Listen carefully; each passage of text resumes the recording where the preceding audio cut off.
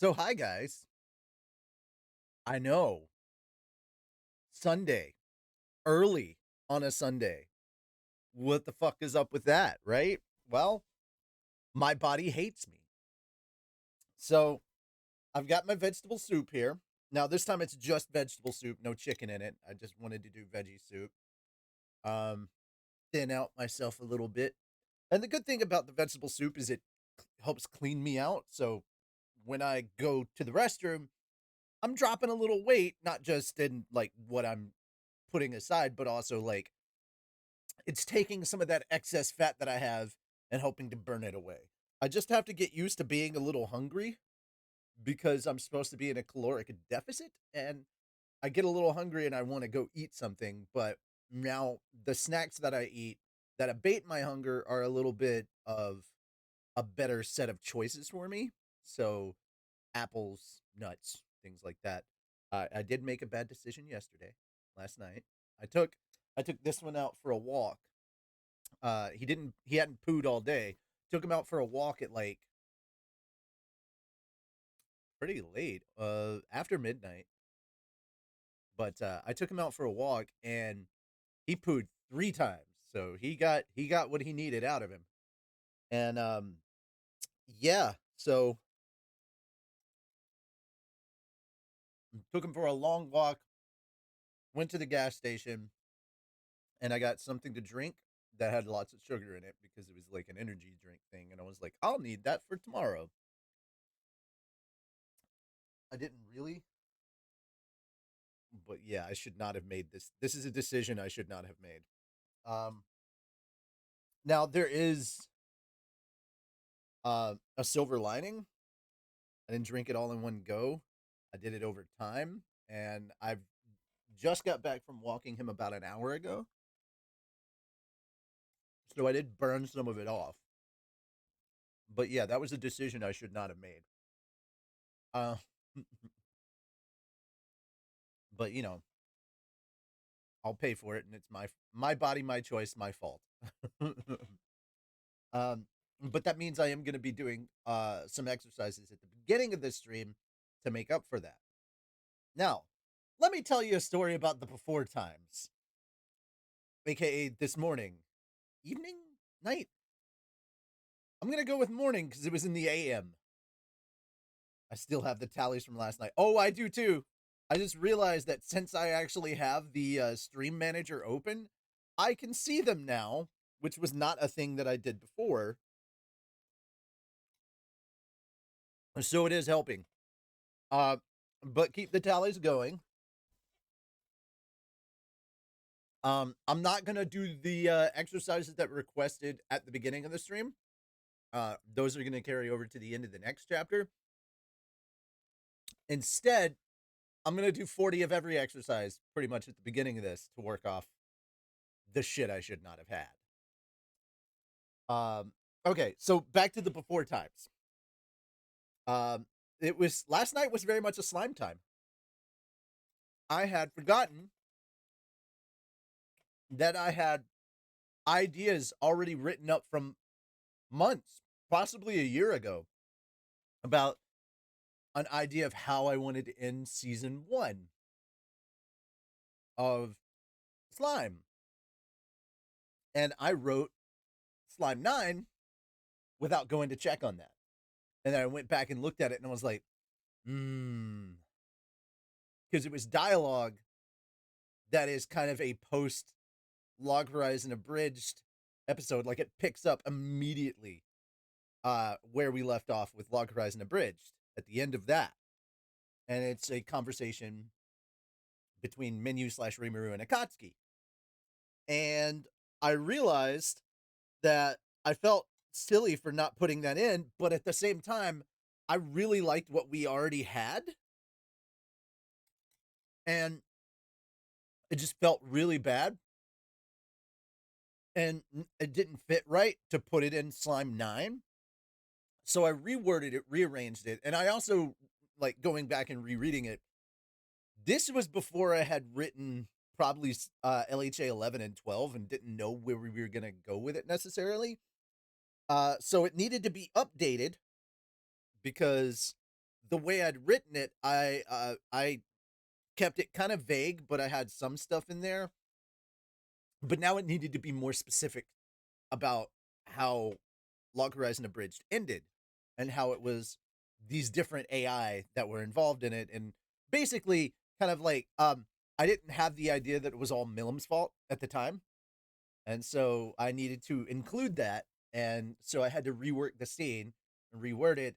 And so now, what was initially the ending of season one is now the beginning of season two. And I wrote down some basic ideas for season two that I had that I'm not going to share with you. But just know that we are working, that already plans are in motion for season two. We have some ideas about how characters are going to grow and change, what is going to be different on the abridged versus the actual show. Stuff like that happened last night because I got some silly ideas, or like, in a way, some good ideas. Um, so as is the case with stuff that is similar to what we're doing, I realized, well, I went and watched some other stuff because I'm like, everybody's always comparing something witty's Sword Art Abridged um to our Log Horizon Abridged. And I stayed away from something witty's Sword Art while we were writing Log Horizon because I just I was like, okay, we'll acknowledge it. It's not like I'm not a fan. I do watch them. I've talked to Izzy back when we had Skype. Um, and I enjoy it, but I think the biggest thing was I was trying to stay away from how they were doing things, even though I really liked how they were doing things. And ultimately, when I look back on Log Horizon Abridged versus Sword Art Online Abridged, I feel like my scripts do not hold up to what they did. Like, they are far superior because they had like some of the concepts that they used were things I think work really well, but we can't use them because it'll feel like we're copying them. And I'm like, okay, so like the reviewer. At one point, I did want to have like a reviewer, and not necessarily a game reviewer, in our Log Horizon, but I was like, I think it'd be too close to Piece of Schmidt Games, so I actually killed that idea. I didn't want to feel like we were copying them. We already get compared to Team Four Star with some of our jokes. They're like, "Oh, you're just taking this joke from them," and I'm like, "Dude, you can have Kermit's." Sounds like In someone could benefit from some thank of you for the follow. Yanta's nibbles. T7TI, thank you for the follow. Can we get some Nyantas in the chat? But we'd already gotten plenty of comparisons to Team Four Star, which is nice in a way, but like the way it was being done was kind of crazy. Anyway, the man, it just, I didn't want to go too much with that, but then going back and rewatching, because there's like this reaction channel. I watch a lot of reactions. But there's this channel that had been reacting to Hellsing Ultimate Abridged, and now they're doing Sword Art. And they got to episode 6, and they got to like the whole Schmidt thing, and I was like, how could we use this for slime? How would it? And it kind of spawned ideas because I was like, I like the idea of this and like having to pay for that. Um, so I was like, well, how would I translate that into today, especially with slime, since we're not talking about gaming? I feel like it's more open and I can do stuff a bit more, like I have more leeway to use kind of that idea and like run off and do our own thing with it. And so, yeah, so it absolutely spawned a really good idea for what we're going to do with the character and how our characters are going to grow and change over the course of season two. And I had some fun with that and got to write down some ideas, and it was a lot. It was a good time. It wasn't a long period. It was maybe like 30 minutes to an hour of me typing down ideas, repurposing a scene that was originally intended to be the like after credits for season one of Slime. But Yeah, dude. We're just letting it be.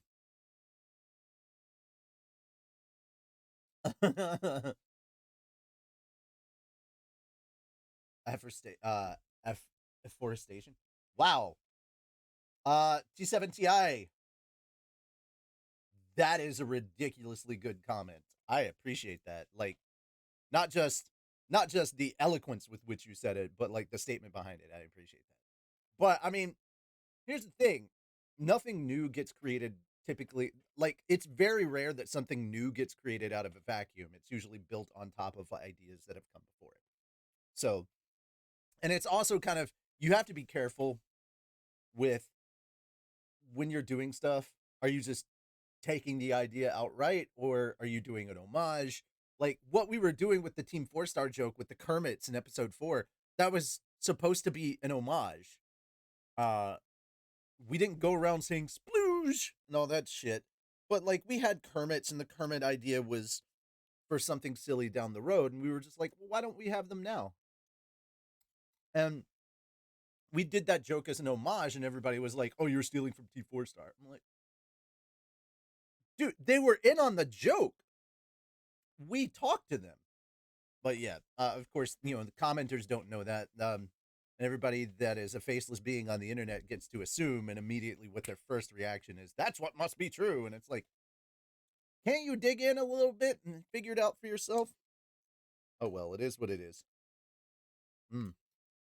But the overall point is, I had a lot of fun um, working on new concepts for season 2 of Slime that we're going to be working on. Not everything's going to show up in episode 10. Some of it's going to show up later. And we've already got our first set of recordings done for Slime episode 9. We got a lot to go through. We got a lot to do. And I've got to set down a time for me to record. Oh boy. Because I have to record Great Sage Lines again. I think I'm going to do it after everybody else. Like, I'll be the last one. I technically have recorded already. I recorded every line. But yeah. Of course, they can't figure it out. They're all Daves. Well, one might say the internet is full of Daves. Hmm. Also, I promise we will get to the book very, very soon. I just wanted to finish, I wouldn't necessarily call it breakfast or lunch. Brunch? I don't know. Well, I wouldn't say it's brunch either because there's no breakfasty food. I wanted to finish my first meal. and then um and then we'd get to it. Um and and get the exercises that I'm going to do out of the way. And then we'll get to reading. Mm-hmm. Woo! Mm. So anyway, I hope you guys are looking forward to more Slime Bridge. We're not ending it anytime soon.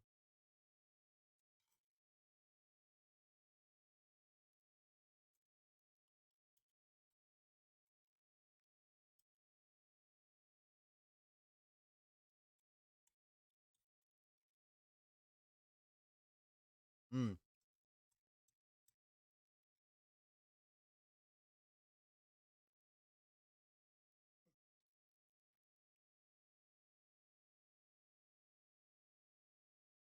Yeah. Dude, there's a lot of jokes in Team 4-star stuff that came from somewhere, and I get the references they're trying to make, and there's a lot of people going, oh, you're so original. It's like, dude, that joke was from, like, this show or this movie. And, like, the whole thing is they're doing it on purpose. Like, it's the point of it. It's like, we're purposely referencing this thing. And then people that don't know what they're referencing just think that they're, like, um, unbelievably brilliant. And I'm like, they are to an extent, but also they watch a lot of shit and they reference a lot of the shit that they like. Humor is personal. So a lot of stuff that I write is my personal humor. And I think the same is true for Team 4-star as well. All right, guys. So we're gonna go through chapters 12 through 14 in the extra chapter today. That's gonna be good. Uh, we're 76%, so we've got like less than a quarter, a little less than a quarter of the book to go through. And then once that's done, I'm going to we're gonna just we may chill for a little bit, but at that point, probably not. There's a lot of stuff that I meant to get done. There's laundry I've still got to do. There's stuff that's in the dryer that I should have taken out and folded. There was, of course, eating. Um, I gotta change the stuff on my bed. I was like, there's a lot of stuff I needed to get done today. Um, it's all kind of happening at the same time, and I'm like, well, shit. I have so much stuff I have to put off. There's still dishes I have to do, which is why I'm glad I used that bowl because that is the last clean bowl right now. In one day, we have gone through that many bowls, but it is what it is, and yeah. All right. Uh, that having been said, I think the other thing that I may start doing is I may start composing stuff for Slime episode 9. I may just start like look at scenes and start putting stuff together. So that is what it is, and I've got a crap to catch up on work wise as well. So it's like, hey, get this done, and then immediately get back to like the stress of everything. So this is my sort of not stressful thing, but it is stressful because I didn't anticipate doing this today and it's kind of messing with my schedule. But it is what it is, and we're gonna roll with it.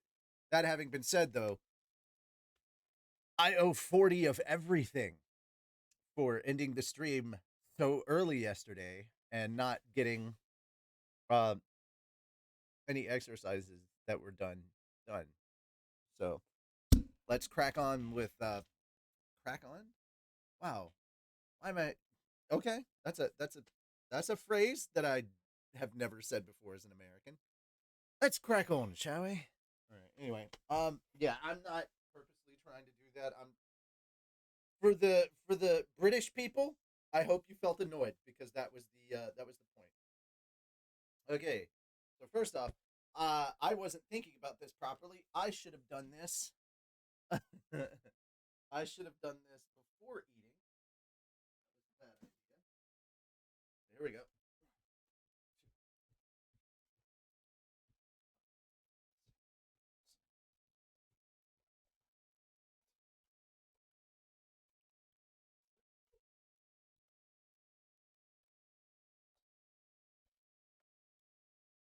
20,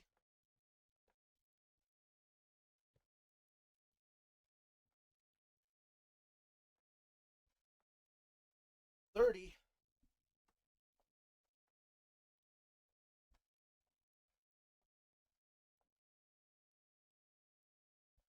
40. Oh, I felt that. How do you feel, buddy? You feel? You want to say hi? Say hi? You want to come say hi? Yeah? Yeah?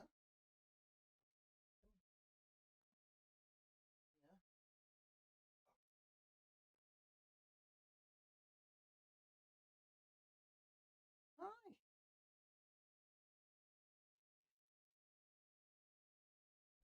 Okay, you have said hi. You ready to go? Ready to go up? Come on. The other thing is, I don't have to worry about disturbing my roommate's sleep because he doesn't get home for at least another hour or two.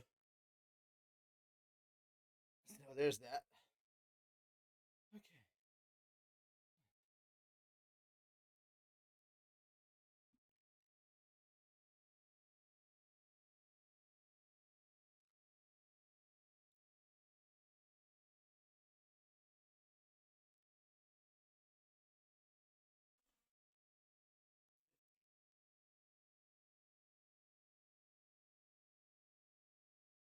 And 20 of those. All right. I'm going to do 20 rest and do another exercise and then do my other 20 at some point. Right now, I'm going to do the heel touches, which is basically lying down, twisting and touching one heel, then going back. Whew. Oh, felt my back crack there. All right, here we go. 2, 3,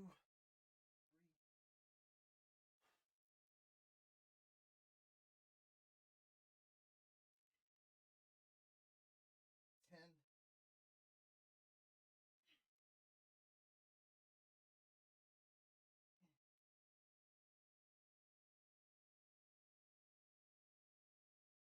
20.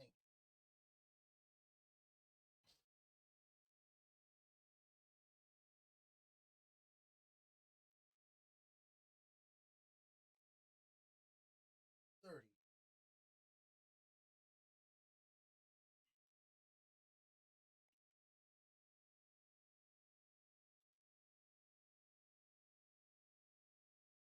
40. Okay.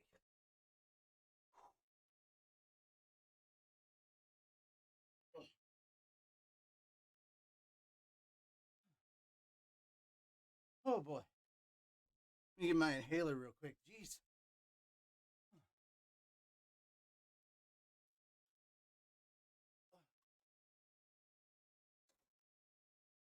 Whew. Crunches. 20.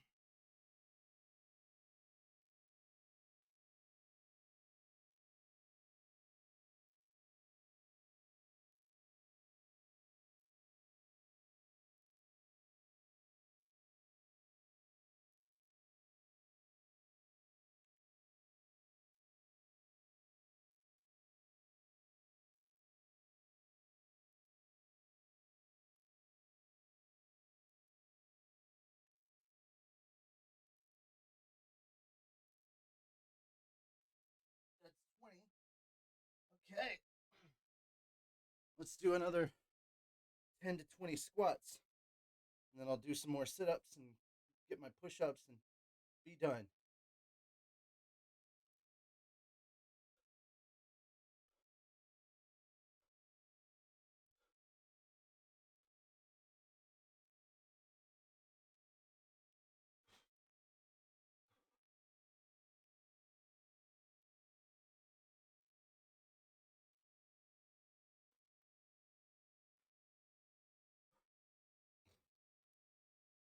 And 20. What we got? Keep a tab open when I. Oh, hey, unfortunate watcher. Well, thanks for stopping by, man. All right. That's all my squats done. Now I just have 20 sit ups and 40 push ups. So I'm going to go ahead and knock out some push ups. Here we go.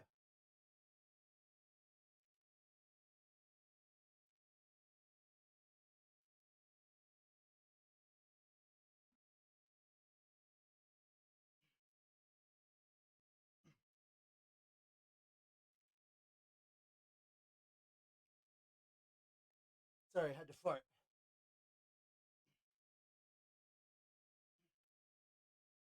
All right, that's 20 right there. There's 20.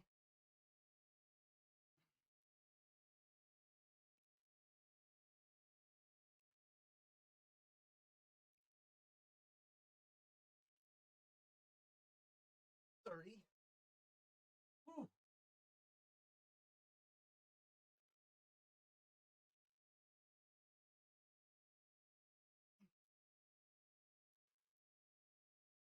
35.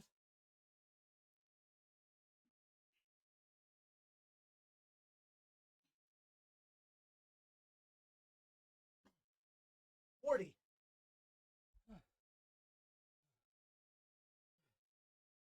I did one push up for every year I've been on this earth.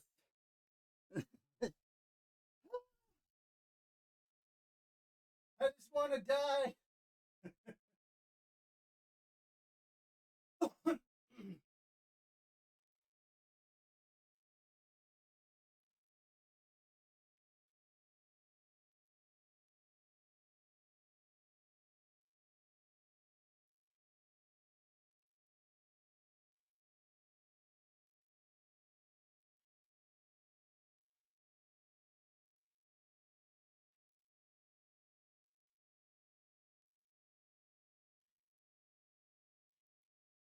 Okay.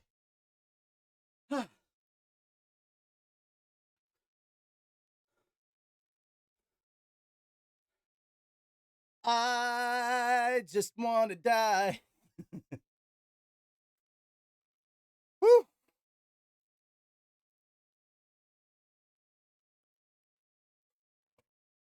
Let me take that off real quick.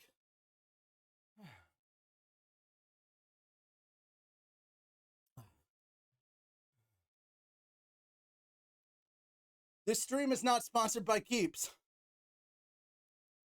But boy, I wish it was. This started happening at 22. So, yeah. Woo. I feel that, though, as 40 of everything. If you would like to see me do 40 of everything after this chapter, then I need redemption of channel points. Guys, remember, it's free to make my fat ass breathe heavy. So, trying to lose weight and get in shape, and I need your help to do it. I need 2 more crunches redeemed, 3 more push-ups redeemed, and 4 of everything else. They're only 300 channel points apiece, and I know some of you have a lot of channel points left. It's 40 for every chapter. Okay. Now I only need 10 more crunches. So 1 more crunch is redeemed. I'm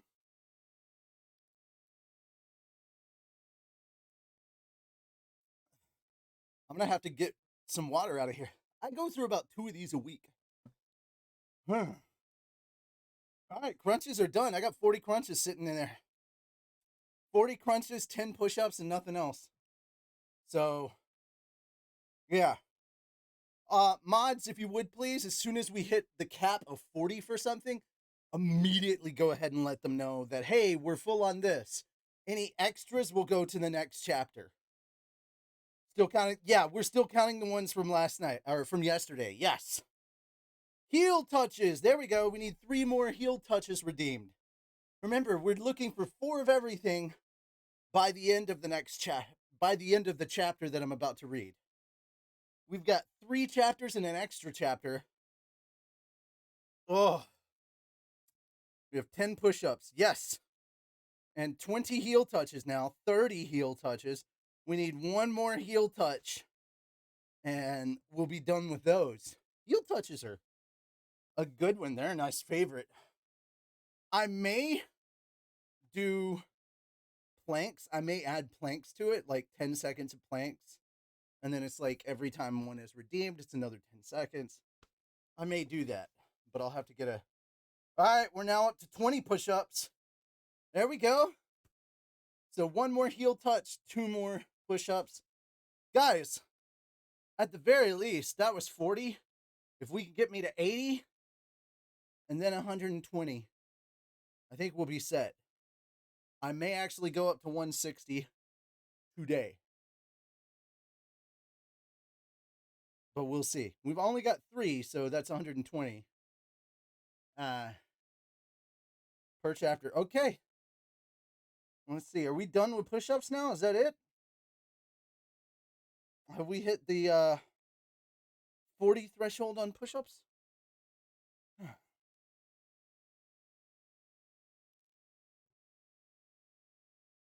Or are we just at the 30s on push-ups? Where are we at? 10 squats. There we go. Now we need 3 more squats. Do we need... Okay, so we're full on push-ups. Cool, cool, cool.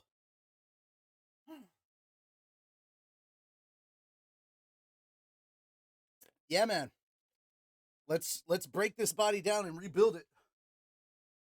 Which is gonna suck because I know I have to do this shit tomorrow too. Small-time streamer dies from heart attack after chat makes him exercise for 10 hours straight. Nope, that's not what's happening here. I'm only exercising for as long as the stream is up, and the stream is up only for the amount of chapters I'm reading. And I'm only doing 40 of every exercise max per chapter.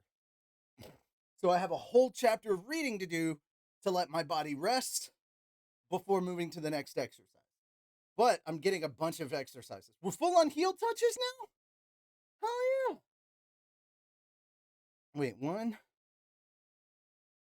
2, 3. I do see 3. Oh no, we do have 4. You're right. We are full on heel touches. We are good. Wait, 10 push-ups isn't the only option? Yes, Goof. Goof off. When did that change? I'm still catching up on in VODs. Push-ups, crunches, heel touches have replaced Russian twists, so I moved to touch my heels. I lay on the ground, bring my shoulders up off the ground, and touch my heels. Got that going. Then really wish I could just squats and jumping jacks. So there's 5 exercises in total. I may add a 6th, which is just planks. You know, planking out there. 1 more squat now. 2 more squats, and we still need some jumping jacks. Okay, so 1 more squat redemption and all 4 jumping jacks. I'm trying to catch my breath. I did 40 of every exercise specifically for you guys. Okay, you know what? I'm gonna have to cut this. I get that it's made of 100% cotton, but I don't need the tag going up.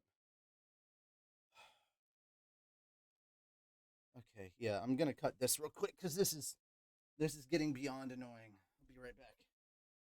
Hopefully by then I'll have caught my breath.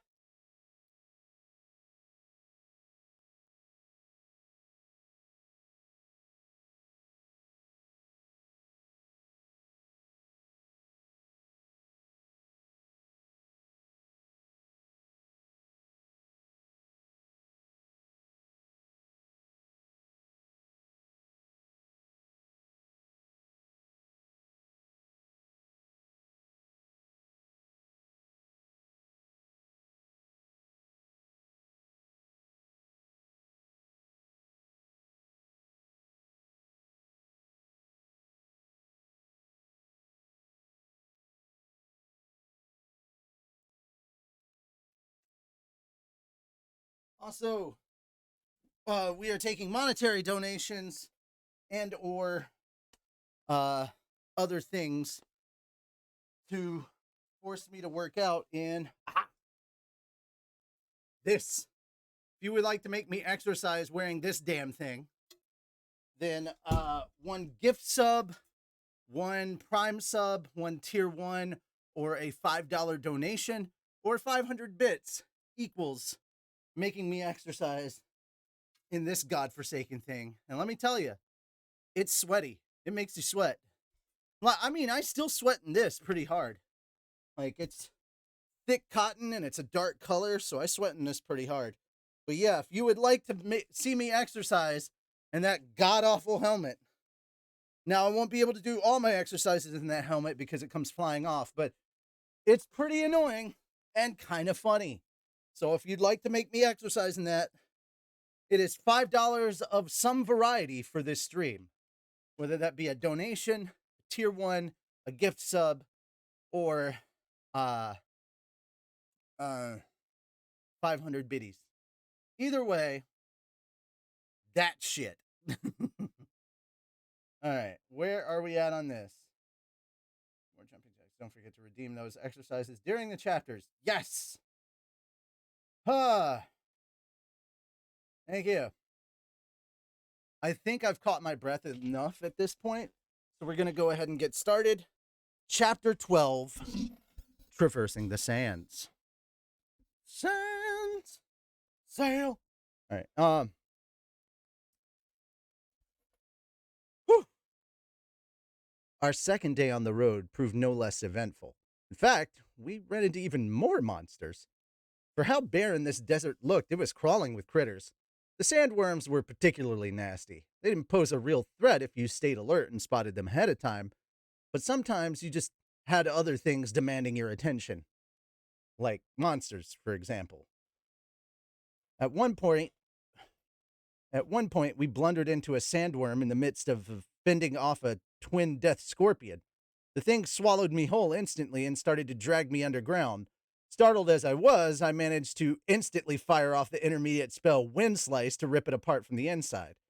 After using earth magic to tunnel my way back above ground, I found that Elinalise had taken a hit from the scorpion's poisonous stingers. She was down on her knees and her face was purple. She'd been so alarmed to see the sandworm swallow me that she'd lost her focus. I quickly killed the scorpion and used my detoxification magic to save her life. Neither of us had really screwed up this time, honestly. We'd just gotten unlucky. Nice work getting us out of that mess, Rudius. I can see why you acquired such a reputation as an adventurer. That was the one time I was glad to deliver a line while out of breath. Don't look so miserable, Laura. Elise certainly didn't blame me for the situation, even though she'd nearly died, and I was the one who'd been more careless.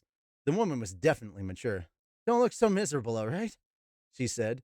No matter how alert you are, sometimes things just get the better of you. We managed to pull through, and that's all that matters. Got a good outlook on this shit. The risk of failure was ever present, as was that of death. Elise had been well aware of that from the start. Oh, nice. Full on exercises. Hell yeah. All right. So, any exercises that get redeemed here will go to the end of chapter 13. So, if anybody comes in and redeems some exercises, just let them know those will go to the end of chapter 13 because we're already full on exercises for chapter 12. This entire arc is just high hopes. Yeah, you're not wrong. Fortunately, that was our only brush with real danger on that day. We did catch a glimpse of a colossal monster in the distance at one point. It was trudging along slowly, but every step it took sent up a huge cloud of sand visible even from a great distance. The thing had to be hundreds of meters in size. It was hard to describe. I guess you could say it was like a blue whale with the legs of an elephant? That's a behemoth, Rudius. Huh? You've seen those before, Lise? Oh, somebody's gotten a bit more casual all of a sudden. I don't know about that. I just try to be respectful with my elders. Zenoba's older than you, you know. Well, sure, but he's basically just a big kid. Apparently, the behemoth was one of his continent's more famous monsters. Or one of this continent's. I don't know why I said his. They ranged in length from 100 to 1,000 meters. It wasn't clear what the things ate, but they were only ever sighted in the desert. They had peaceful dispositions for monsters and tended to leave people alone unless attacked. A few adventurers claimed to have slain one and found massive numbers of magic stones inside its belly. Hearing these rumors, some people had tried to hunt them for profit, but bringing down a behemoth was much easier said than done.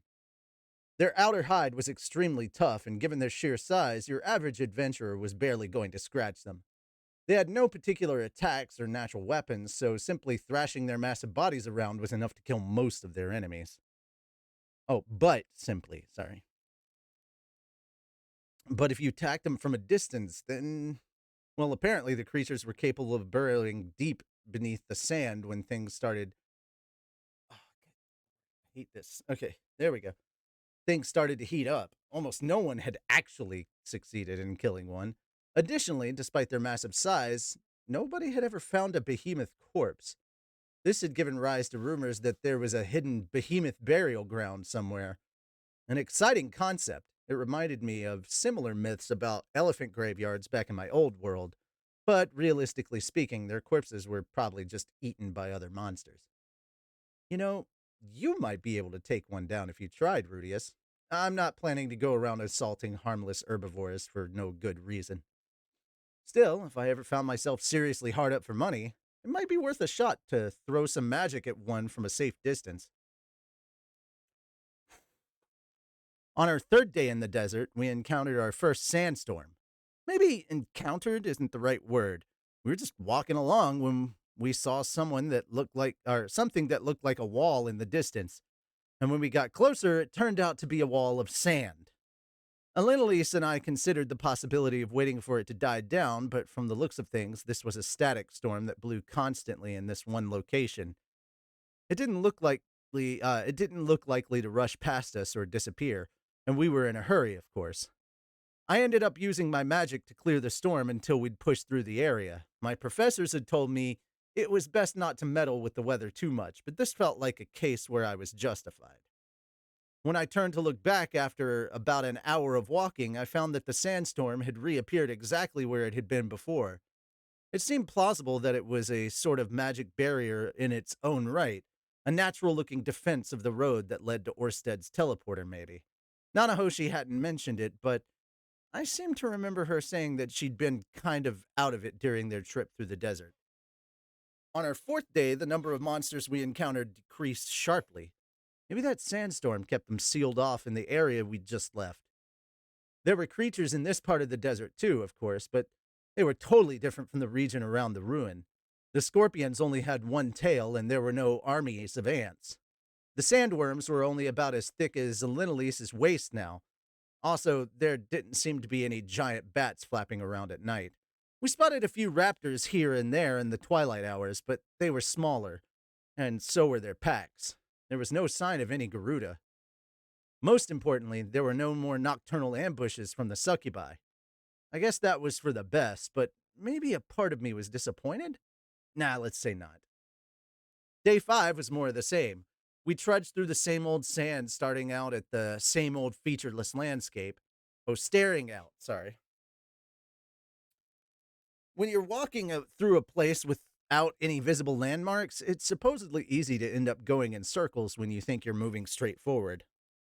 It has something to do with the difference in the length of your stride when you're moving your dominant leg. I was confident Elenalise was keeping us on track, but I was starting to feel like I'd seen some of these sand dunes before. Doubt crept into my mind. Could she actually be lost? My growing mistrust wasn't a problem in itself, as long as I kept it to myself.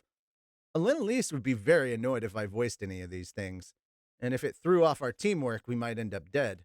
The only thing I could do here was be understanding. If she did screw up, I'd needed to say, "That's okay," with a big smile. This was a no negativity zone. Rudius, I think I see something in the distance. God, I've been through the desert with a horse and no name. All right.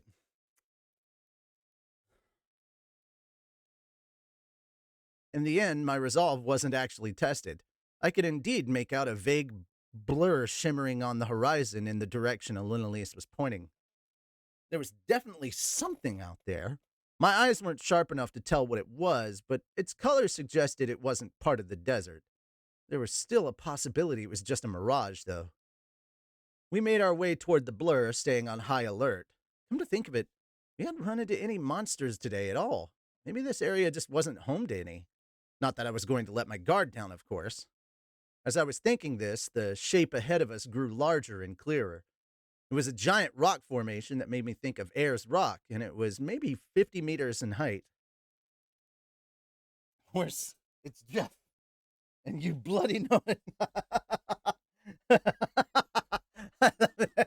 It's Jeff, and you bloody know it. That's wonderful. Ayers Rock. Idiot Rock. All right, anyway.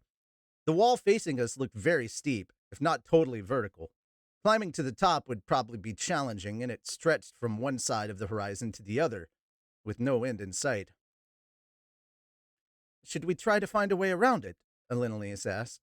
No, let's go up on top of it. I'll use my magic. With a simple earth spell, I created a pillar of stone. Taking Elenalius into my arms, I rode it upward like a makeshift elevator. There was no telling what might try to ambush us up there, so I took it fairly slowly.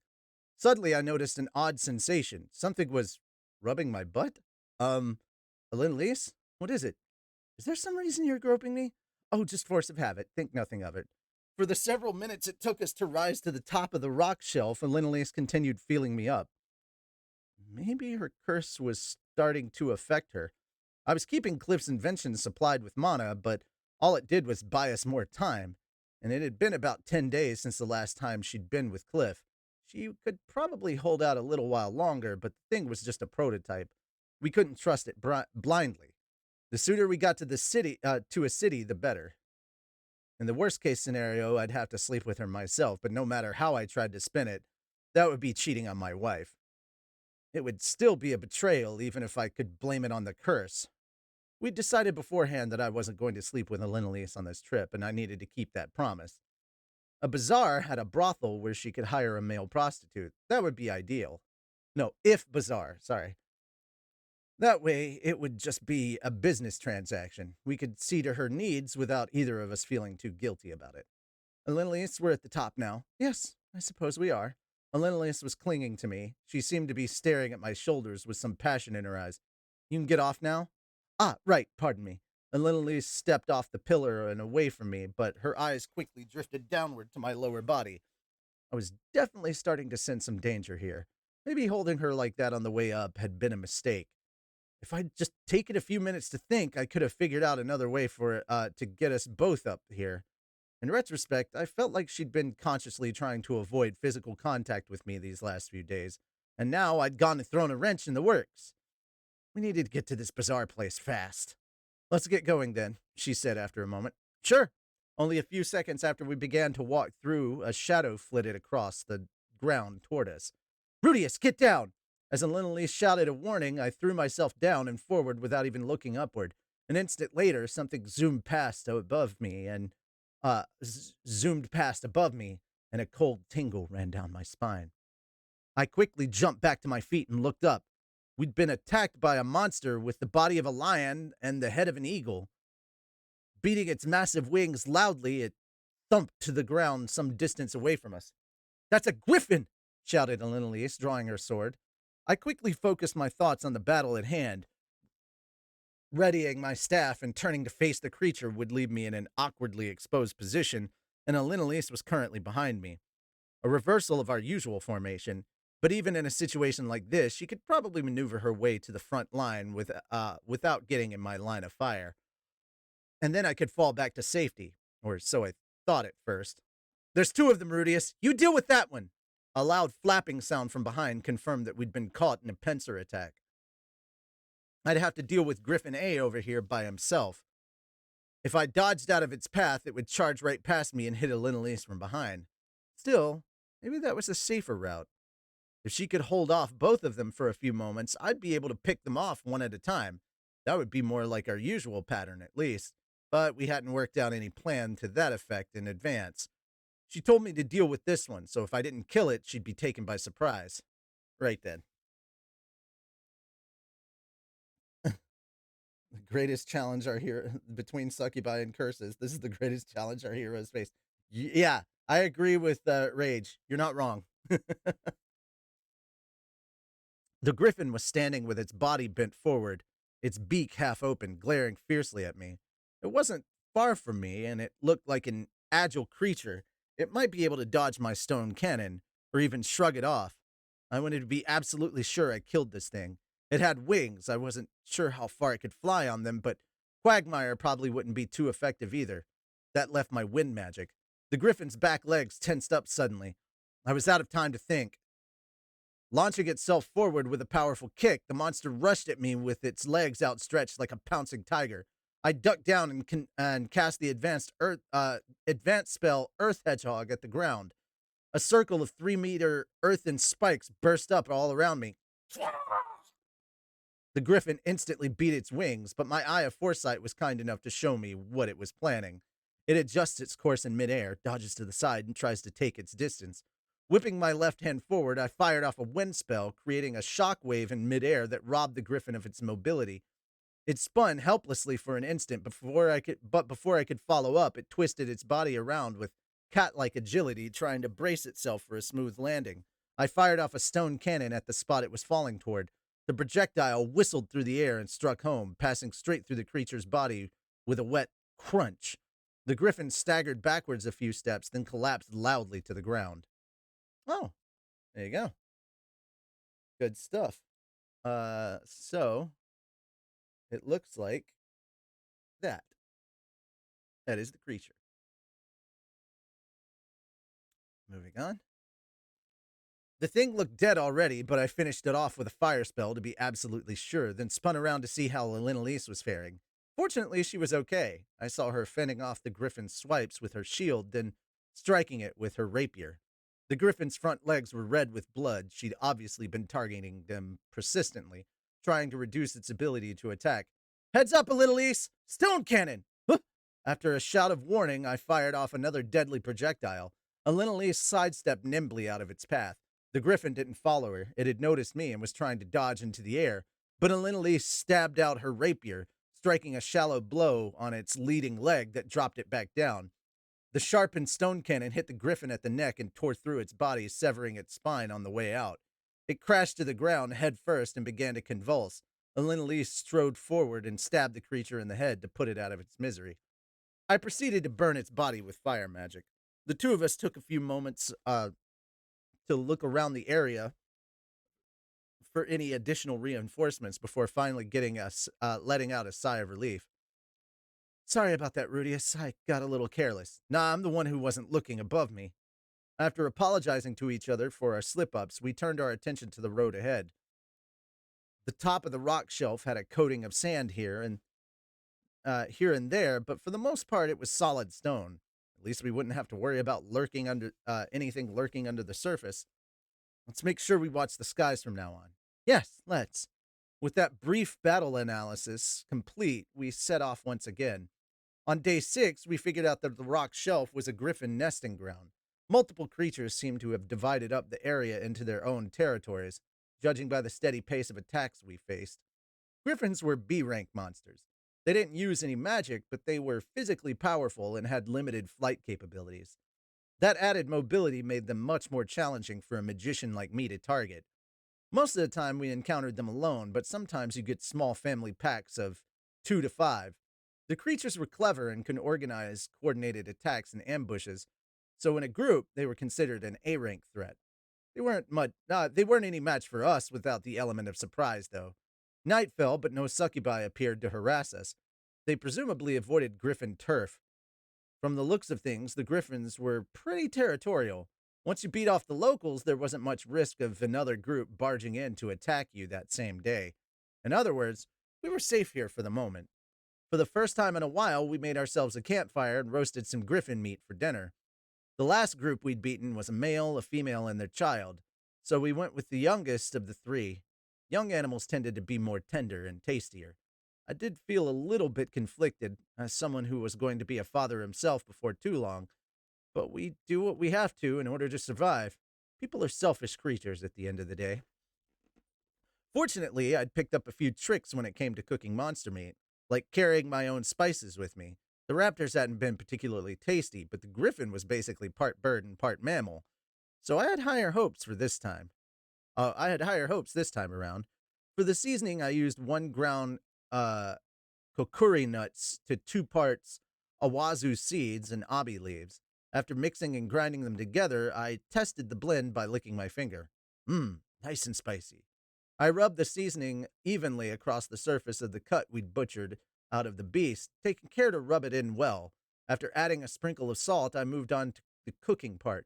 Once the surface was done, I moved the meat a little further from the fire to lower the heat and waited a bit longer. Once the fat was visibly sizzling, we were good to go. Trying not to burn my tongue, I took a cautiously experimental bite. The meat was both tender and juicy. It had a slightly odd flavor to it, but the spices almost completely masked that. Given the way I'd done things, it wasn't cooked completely all the way through, but that wasn't an issue, and once you chewed off the surface, you could just sprinkle a little more seasoning on. This really takes me back, said a little niece. Geese always used to carry around little bottles of spice like that too.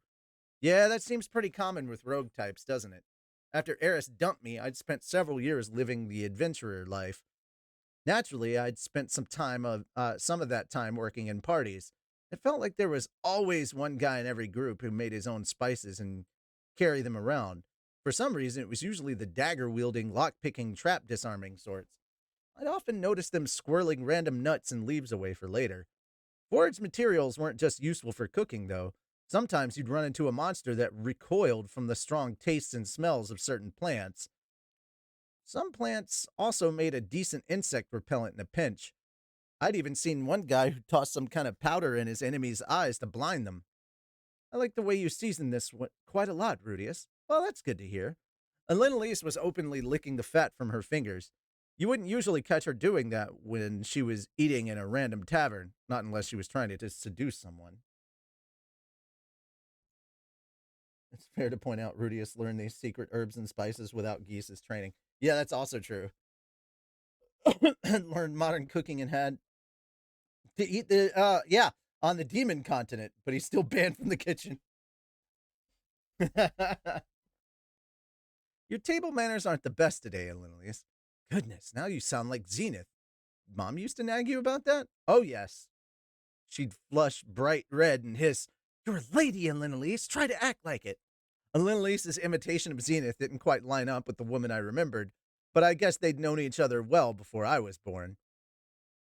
I found myself wondering about where Zenith was now for a moment, but I shook the thought out of my head. There was no point in making myself anxious. Were you just as promiscuous back then, too? Promiscuous? That's rather rude. Suppose I was, though. But back in those days, we all used to sleep in our underwear or the nude. Ghislaine didn't even know what a bra was at first. You should have seen the way Paul ogled her. It was hard to imagine Ghislaine being that shameless, but maybe she was just clueless. That would fit with what I knew of her. As for Paul, well, not to excuse the guy's behavior, but I probably would have done the same thing. Bespoke women tended to be pretty impressive in their chest department. You know, come to think of it, I guess Zenith was about your age now when I first met her, Linley said. Really? Known her since she was a teenager? Yes. She was a clueless, innocent little girl. Paul picked her up off the street and dragged her into our party, the scoundrel. There was a fond, nostalgic look in Linelisa's eyes as she reminisced. Come to think of it, Geese and Ghislaine had seemed just as happy when they talked vaguely about the past. They probably had some good times together. I got the impression Dad wants to apologize to you about something that happened back then. Is it all right if I ask what it was? You're better off not knowing, dear, said Elise, grimacing now. I don't think you want to hear too much of your father's romantic history, do you? Yeah, you're right. To tell the truth, I kind of did want to know, but I didn't want to pressure her. Sometimes a man has to swallow his curiosity. At least her reply told me it had something to do with his love life now. He'd apparently been in a physical relationship with Ghislaine at some point, so it wouldn't surprise me if he'd been sleeping with Elenelise too. And then Zenith got pregnant and the whole party fell apart. I could easily imagine how that would lead to some ugly drama. Once we make it to Rapon, I'm sure he'll fall over himself to apologize, I said. I'm not going to forgive him no matter what he says. Elenelise was scowling. Whatever happened must have been seriously ugly. Paul really was a good for nothing bum, but that exactly was why I had to help him out. Guys like him and me had to look out for each other. If worst came to worst, I'd just have to beg Elenelise to forgive him myself. The 7th day started off like the 6th, and we made steady progress north while fighting off griffins. This rock shelf went back further than I'd expected. Maybe it was more of a mountain. While the top was mostly flat, we couldn't see far in any direction thanks to the giant boulders thrown randomly across its surface. Every once in a while, though, we'd come across a more open area. This was where the local griffins would attack us. We beat them down, then forge ahead, rinse and repeat. Oh, but then, quite suddenly, the rock shelf came to an end. Well, it's about time. The ground far below us wasn't barren desert anymore. There was a smattering of trees and plants down there. It looked kind of like a savanna without much in the way of grass. In the distance was a large lake with white roofs clustered all around it. We found the city of Bazaar. That's chapter 12. So, without further ado, let's get started on those exercises, starting with jumping jacks. No monetary amount was redeemed, so I am not wearing this ridiculous thing. Thank God. All right. Dude, I can still feel my thighs burning from the last set of exercise.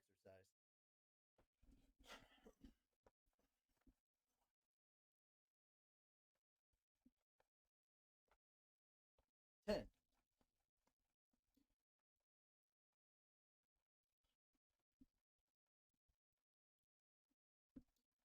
20,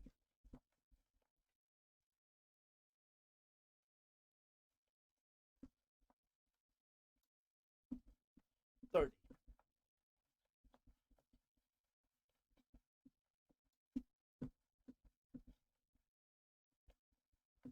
40.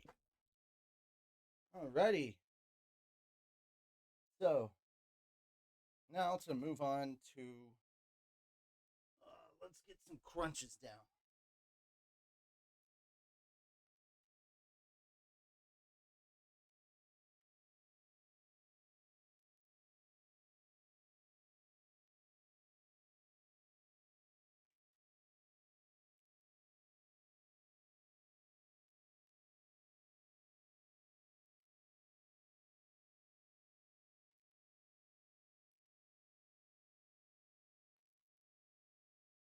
Okay, that's 20 crunches.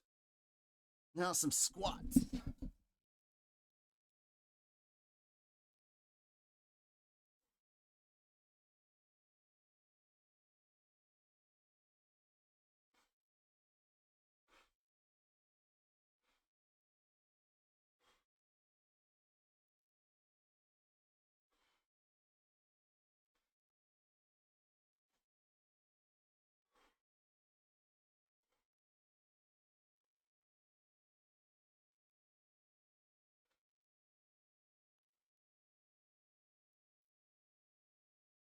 Winnie.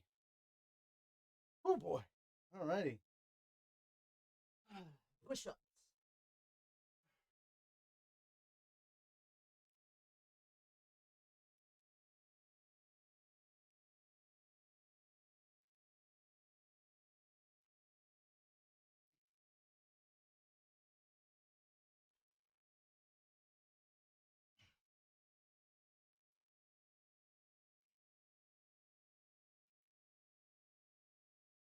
Winnie. Oh.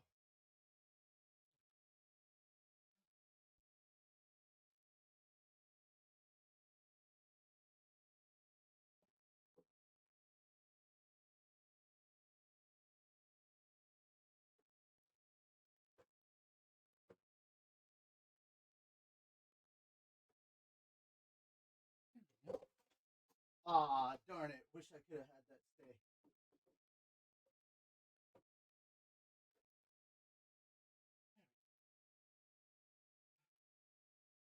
Okay, what's the next one? Oh, heel touches.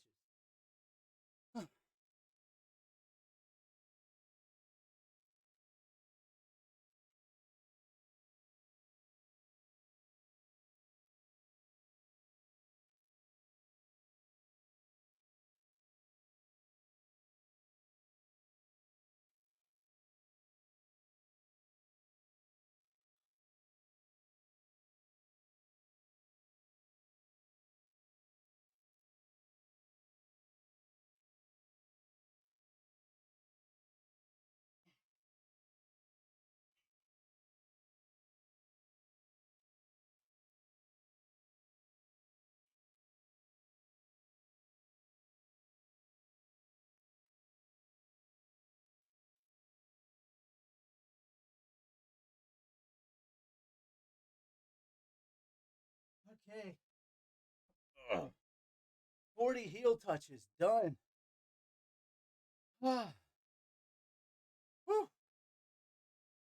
All right. I think I got crunches, squats, and sit ups. Or push ups, sorry. Crunches, squats, and push ups left. 20 of each.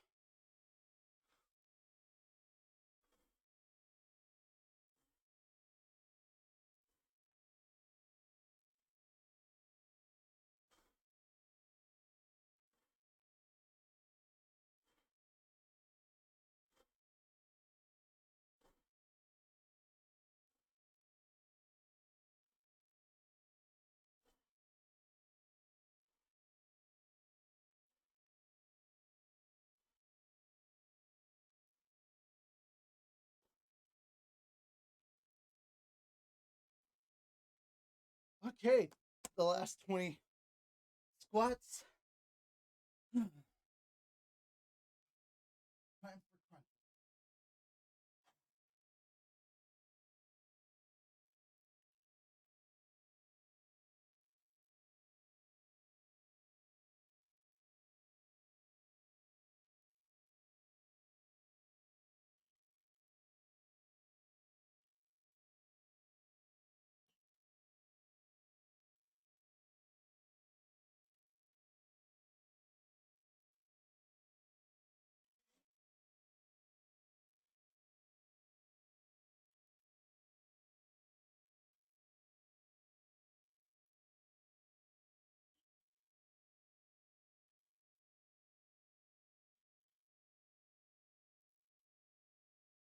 Okay. That was 20 crunches. Last, it's 20 push-ups.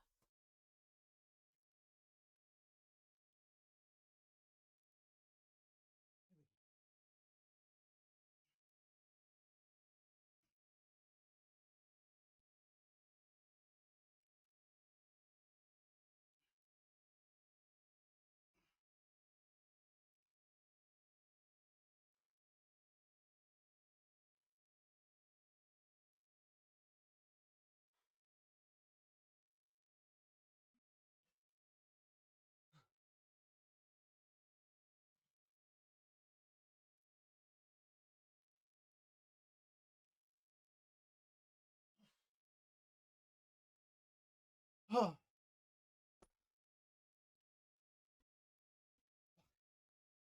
I'm out of water. Gotta go get more.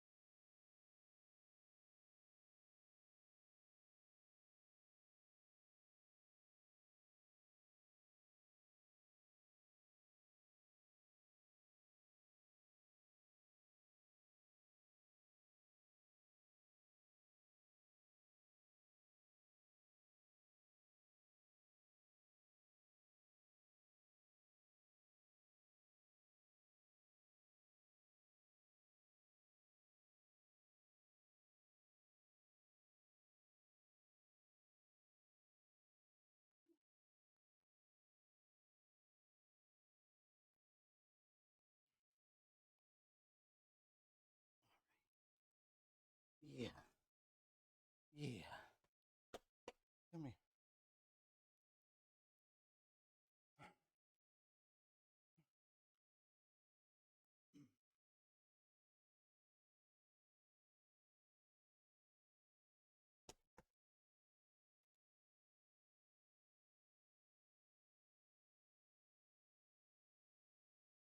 Come on. Come on. You can get it.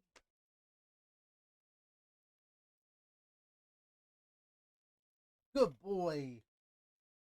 Good boy.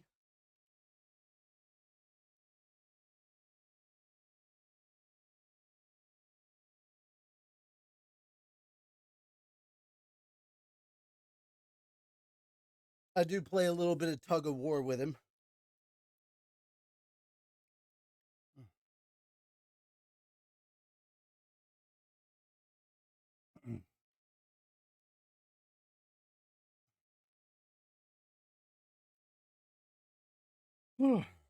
Just trying to catch my breath, guys. Sorry.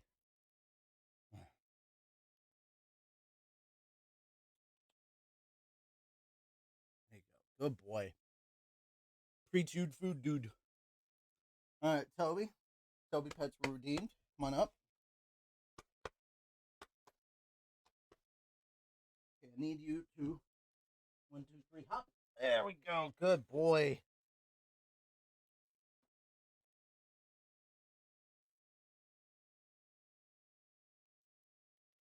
Look at that face. Look at that face. How pretty you are. Chest pumps, chest pats, chest rubs. Let's see. Back rubs. Back rubs. Yeah. Yeah. Scratching the ears. Scratching the ears. More ear scratches. Mm-hmm. How you doing, buddy? Yeah. Tail. Tail scratches.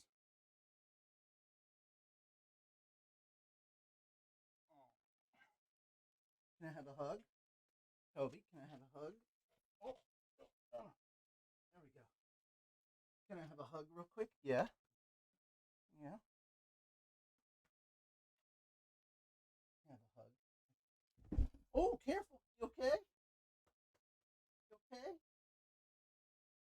You hopped a little too quickly. Neither you or I were ready.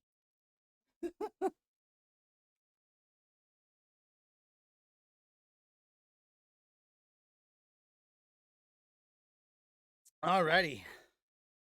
Worked up one hell of a sweat, guys. Oh, hey, Depresso Espresso with the awesome, fantastic name yet again. Um, Also, don't forget tomorrow afternoon we will be taking part in What the Fell. That will be, I say afternoon, but it's usually at about 4. So if you people on UK time could show up, that'd be great. It's usually 4 my time.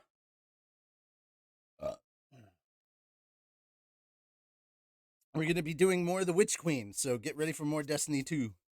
I like my UK moderators to show up when they can. They're great people.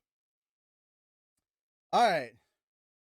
That having been said, I'm going to finish up this cup of water from my fairy tale cup, which is, does it have? Yep, it's officially licensed. Got the Kodansha stuff on there, Funimation, blah, blah, blah.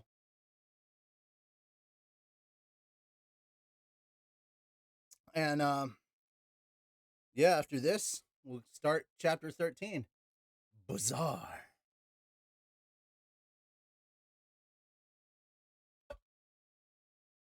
Okay.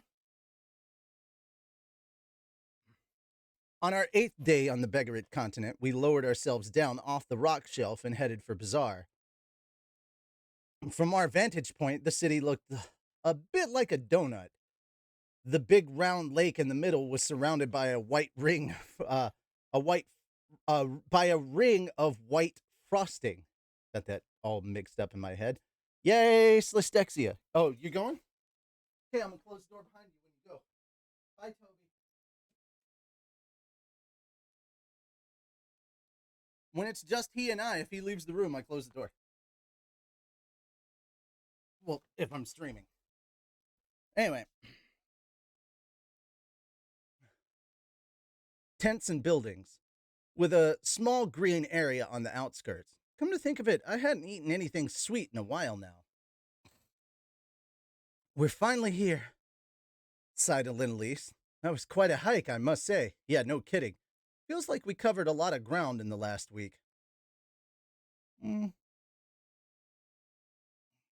I suppose the monsters made it feel even longer than it was.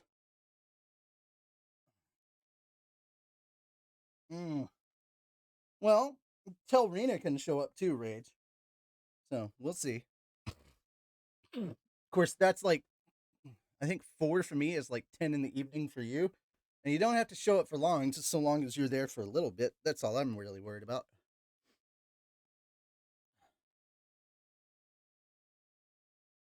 Anyway, all right. Of course, it is 10 on a Monday, so I'm not going to hold my breath. You guys may need to sleep. All right. The ground in this area wasn't just sand, there was actual soil here. Although its reddish brown color suggested it wasn't particularly rich, and the plants were dotted with sizable boulders and a few scraggly plants. Oh, plains were dotted, sorry. It reminded me a bit of the demon continent, actually. At least it was easier to walk on.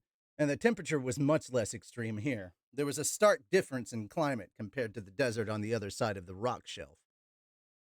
By the time we reached the outskirts of Bazaar, it was already evening, and bats were starting to flutter through the sky. They didn't swoop down to attack us, though, and there weren't any succubi accompanying them.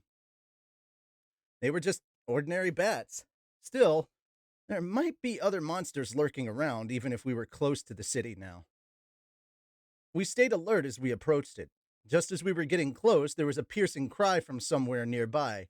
Recognizing the call of a griffin, the two of us instantly tensed up. Is it coming for us? No, I don't think so. They're fighting over there, see? And Linlius was peering at something up ahead of us, but I couldn't make out what she was looking at. Who is it? I couldn't say. We moved forward cautiously in the direction of the city. Soon enough, I spotted a small group of people fighting a pack of griffins up ahead. There were 4 humans and 5 of the monsters. Well, there had been 6 humans, but 2 of them were lying motionless on the ground. Of the 4 survivors, 1 was crouching down and clutching its head rather than fighting. In other words, it was 3 against 5. The outnumbered humans were fending off the griffins with sizable broadswords. They were a well-coordinated group, but it was obvious that they were starting to get tired. Should we help out a little, niece? She shrugged her shoulders non-committally. I'll leave it up to you. Let's do it, then. Abandoning them would probably leave a bad taste in my mouth. I didn't see any reason not to ride to the rescue. All right, cover me. Got it. And little Elise was already rushing forward. As she approached, I fired off a shockwave blast at a griffin that was currently in the air. My spell was a direct hit. The monster had been focused on the enemies in front of it. The blast wasn't enough to kill it instantly, but it did send it tumbling to the ground, spraying feathers in all directions. And little Elise leapt on the fallen beast and stabbed it in the neck with her sword. I fired off more wind spells in quick succession. My second target went down from a single blast, but the third managed to evade my spell. The creatures were aware of my attacks at this point, but they also had armed warriors in front of them, and Elenelise was blocking their path to me. I was free to fire off as many spells as I wanted without fear of retaliation. It was like shooting fish in a barrel. Once I'd picked off 4 of the monsters, the last of them tried to flee.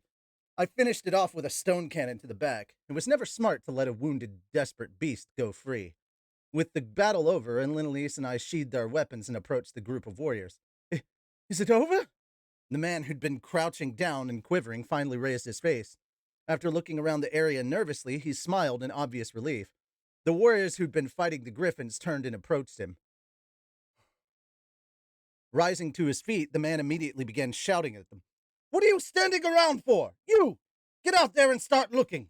The warrior he'd addressed nodded and immediately ran off. Good grief, what a disaster, the man muttered. What on earth was a pack of griffins doing all the way out here anyway? Shaking his head, he turned and approached us with the other 2 warriors at his side. Your assistance was most kind, travelers. Allow me to express my gratitude. The man wore a turban and a red robe underneath, a thin yellow gown of sorts. There was a small red dot in the middle of his forehead. He had a long, skinny mustache, but it didn't make him look especially imposing. He struck me as more of a timid sort, the very picture of a stereotypical desert merchant, too. That was fine by me.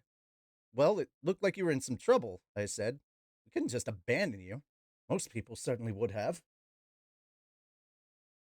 Oh, yeah, they are speaking in Fighting God. Yeah. And funny enough, you say that, and then the next sentence was, the man was speaking in Fighting God tongue, so I'd replied in kind. Fortunately, he appeared to understand me just fine. That was a hopeful sign.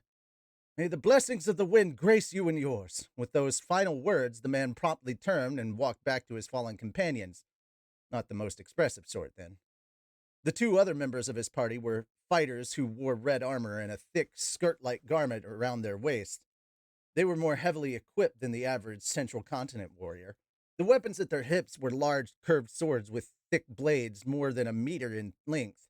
I'd often seen similar scimitars in the desert on the Demon Continent. Actually, they were probably effective against larger monsters. Still, such heavy arms and armor wasn't ideal for fighting agile monsters like griffins. Maybe that was part of the reason they'd been struggling. Don't see mages too often in these parts. The one who spoke up first was a huge man with a patch over his left eye and a tattoo covering his face. He was nearly 6 feet tall and probably around 40 years old. Obviously, a seasoned veteran. Hey, boss, is that girl a succubus? The other warrior was a girl with her light brown skin who was staring at a little niece. I couldn't see much of her underneath that armor, but she looked muscular. I would have guessed she was in her mid-20s. What is she saying, Rudius? Asked the little niece in the human tongue. Looking a bit confused, she didn't speak the local language. She's wondering if you're a succubus, I told her, also in human tongue. Well, I suppose I am, in a manner of speaking. Wow, she admits it! That said, I don't make a habit of spraying foul odors all over the place. I keep telling you they smell really good to me. The huge man turned to his companion and chopped her on the head. Don't be an idiot. What kind of succubus travels with a man? You got some nerve insulting them after they saved our lives. The woman whimpered pitifully in reply. Ow, but boss! You said a girl who shows up when there's bats around's got to be a succubus. It took some effort to understand what she was saying. Maybe her accent was just really strong? I could make out the words, but it wasn't easy. This is exactly why they call you a bonehead, kid. The man, on the other hand, spoke more clearly. I didn't know if he was more fluent in fighting god tongue or what, but I understood him much easier. Sighing, he turned to Elenalise to apologize. Sorry, miss, we didn't mean no offense. Carmelita here is kind of a moron, that's all. Elenalise looked awkwardly in my direction. She had no idea what what the man was saying to her. What's this now? She asked. Is he trying to make a move on me or something? No, he's apologizing because the woman called you a succubus. Ah, is that all? Well, tell them I wasn't offended at all. And Linley's turned her most brilliant smile on the big man, prompting him to blush fiercely. She says she doesn't mind, I added helpfully. No kidding? She does not speak our language or something? Nope, I can interpret for her, though. The big man was openly staring at Elenalise now. It wasn't hard to guess what he might be thinking. It's a fine woman there, or something along those lines.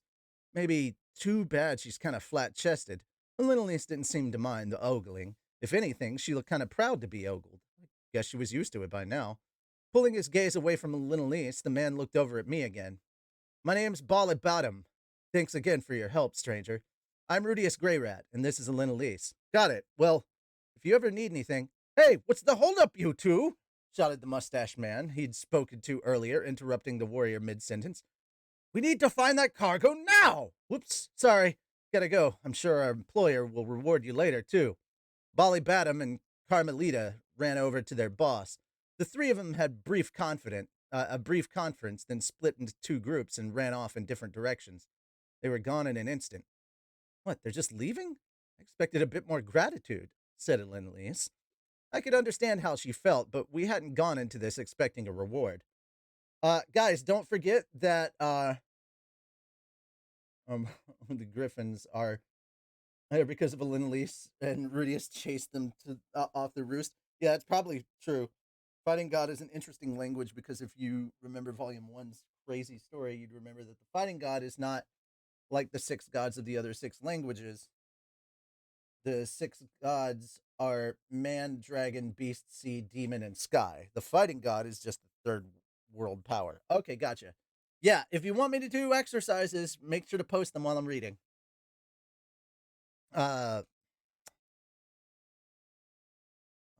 I could understand how she felt, but we hadn't gone into this expecting a reward.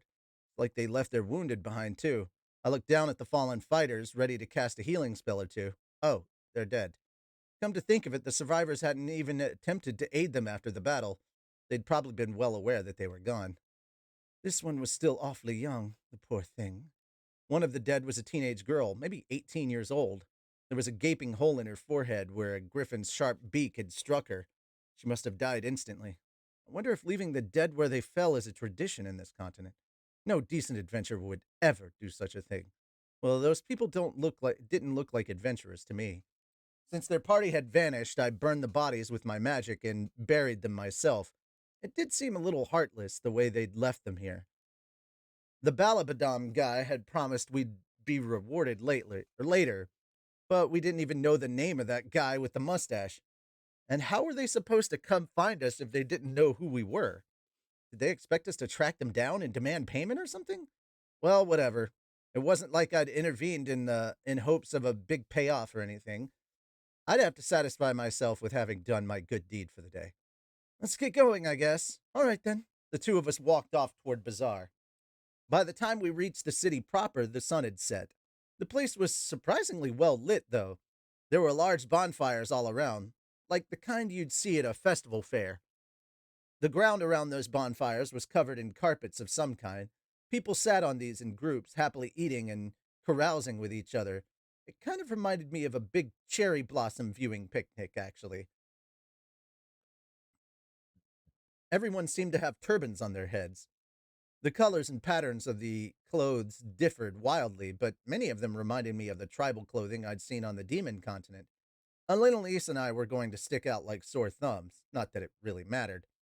I'm getting a bit hungry, aren't you? Yes, I suppose. Oh, I think that's backwards. I'm getting a bit hungry, aren't you? Yes, I suppose. Watching everyone feasting all around us got our stomachs growling quickly enough. Still, we had to find ourselves a place to stay first. As I was looking around for an inn, though, a man came up and called to us. Hey, you two, looking for a meal? I can squeeze you in for just 3 cincha right now. From the sound of things, his group was selling off the excess portions of a huge meal they'd made. We decided to take him up on the offer. We couldn't think on an empty stomach after all. Once we'd settled ourselves down on the carpet, the man who'd led us there held out his hand expectantly. Gonna have to ask you to pay up front, folks. We already cooked the food, see? I took out 3 bronze coins and handed them over. He examined them suspiciously. The hell are these things? Bronze coins from the kingdom of Asura. The kingdom of what? I can't use these things, buddy. As I feared, it looked like the money from the central continent was no good here. It made sense, really. I'd been planning to exchange my currency somewhere, but we hadn't had the chance yet. How about this, then? As I was trying to figure out my next move, Elenice dropped something into the man's palm. It was a small golden ring. He held it up and examined it closely, then nodded happily and went off to find another customer. It's best just to barter in situations like this, Elenice explained. Hmm. That was those veteran instincts at work again. She'd figured out the right move almost instantly. I'm glad I've got you around, Elise. You really know your stuff. There's no need for flattery, dear. We settled down on the carpet to wait for our food. This brought back some very old memories from my previous life in Japan. I hadn't been doing much sitting on the ground lately. Here you go, folks. We hadn't placed an order or anything, but our food came anyway. The main dish was a thick white bean soup that with some mysterious chunks in it. But we had a spicy steamed meat on the side. There was also a strange tropical fruit with a slight sour taste, which they'd covered in a sweet sauce of some kind. The sweet soup, spicy meat, and sour fruit made for an interesting combination. The meal seemed a little lacking in the carbs department, but once I got started, I found myself enjoying it a lot. The soup was particularly good. The mystery white chunks floating around in it turned out to be rice rather than meat, so it was kind of a rice gruel? I hadn't been expecting to find rice here, of all places. There couldn't possibly be any rice paddies in this climate, so they had to be growing it in dry soil. I heard that was possible, although more challenging to pull off. It was definitely a pleasant surprise, and I ended up gobbling down the soup in no time at all. My love for rice had only grown stronger over the years. Just getting a cup of it in my belly made me feel invincible, like I was ready to take on the world. I'd have to see if it was possible to cultivate rice in the Northern Territory sometime. If I taught Aisha the basics of planting crops, maybe she could get a little field going in our yard. Then again, it probably wouldn't be right to turn my little sister into an agricultural worker for my own pleasure. Oh, you're not whining about the food for once, Rudius? That's unusual. Well, it was better than I was expecting, honestly. I even ended up asking for seconds. I never complained about Sylphie's cooking or anything, just to be clear, but rice definitely had a special place in my heart. If I only had some eggs and soy sauce to go with it, everything would be perfect. I could always raid a Garuda nest for the eggs, right? They were they were basically just giant chickens after all. I just left the soy sauce. Maybe this continent would surprise me again and I'd find some for sale in the market. Let's see if we can't find ourselves an inn then. But of course, we weren't here on vacation. We had a little extra time after saving Paul. Maybe I could pursue this little side project. Now wasn't the time. Right, said Linelise. I think it's best we leave finding a guide until tomorrow. Most of the merchants around us were already closing up shop and heading home. The bonfires were going out one by one, and people seemed to be getting ready for bed. It seemed a little early to me, but we clearly weren't going to be able to hire anyone tonight. Hold on, I'll be right back, guys.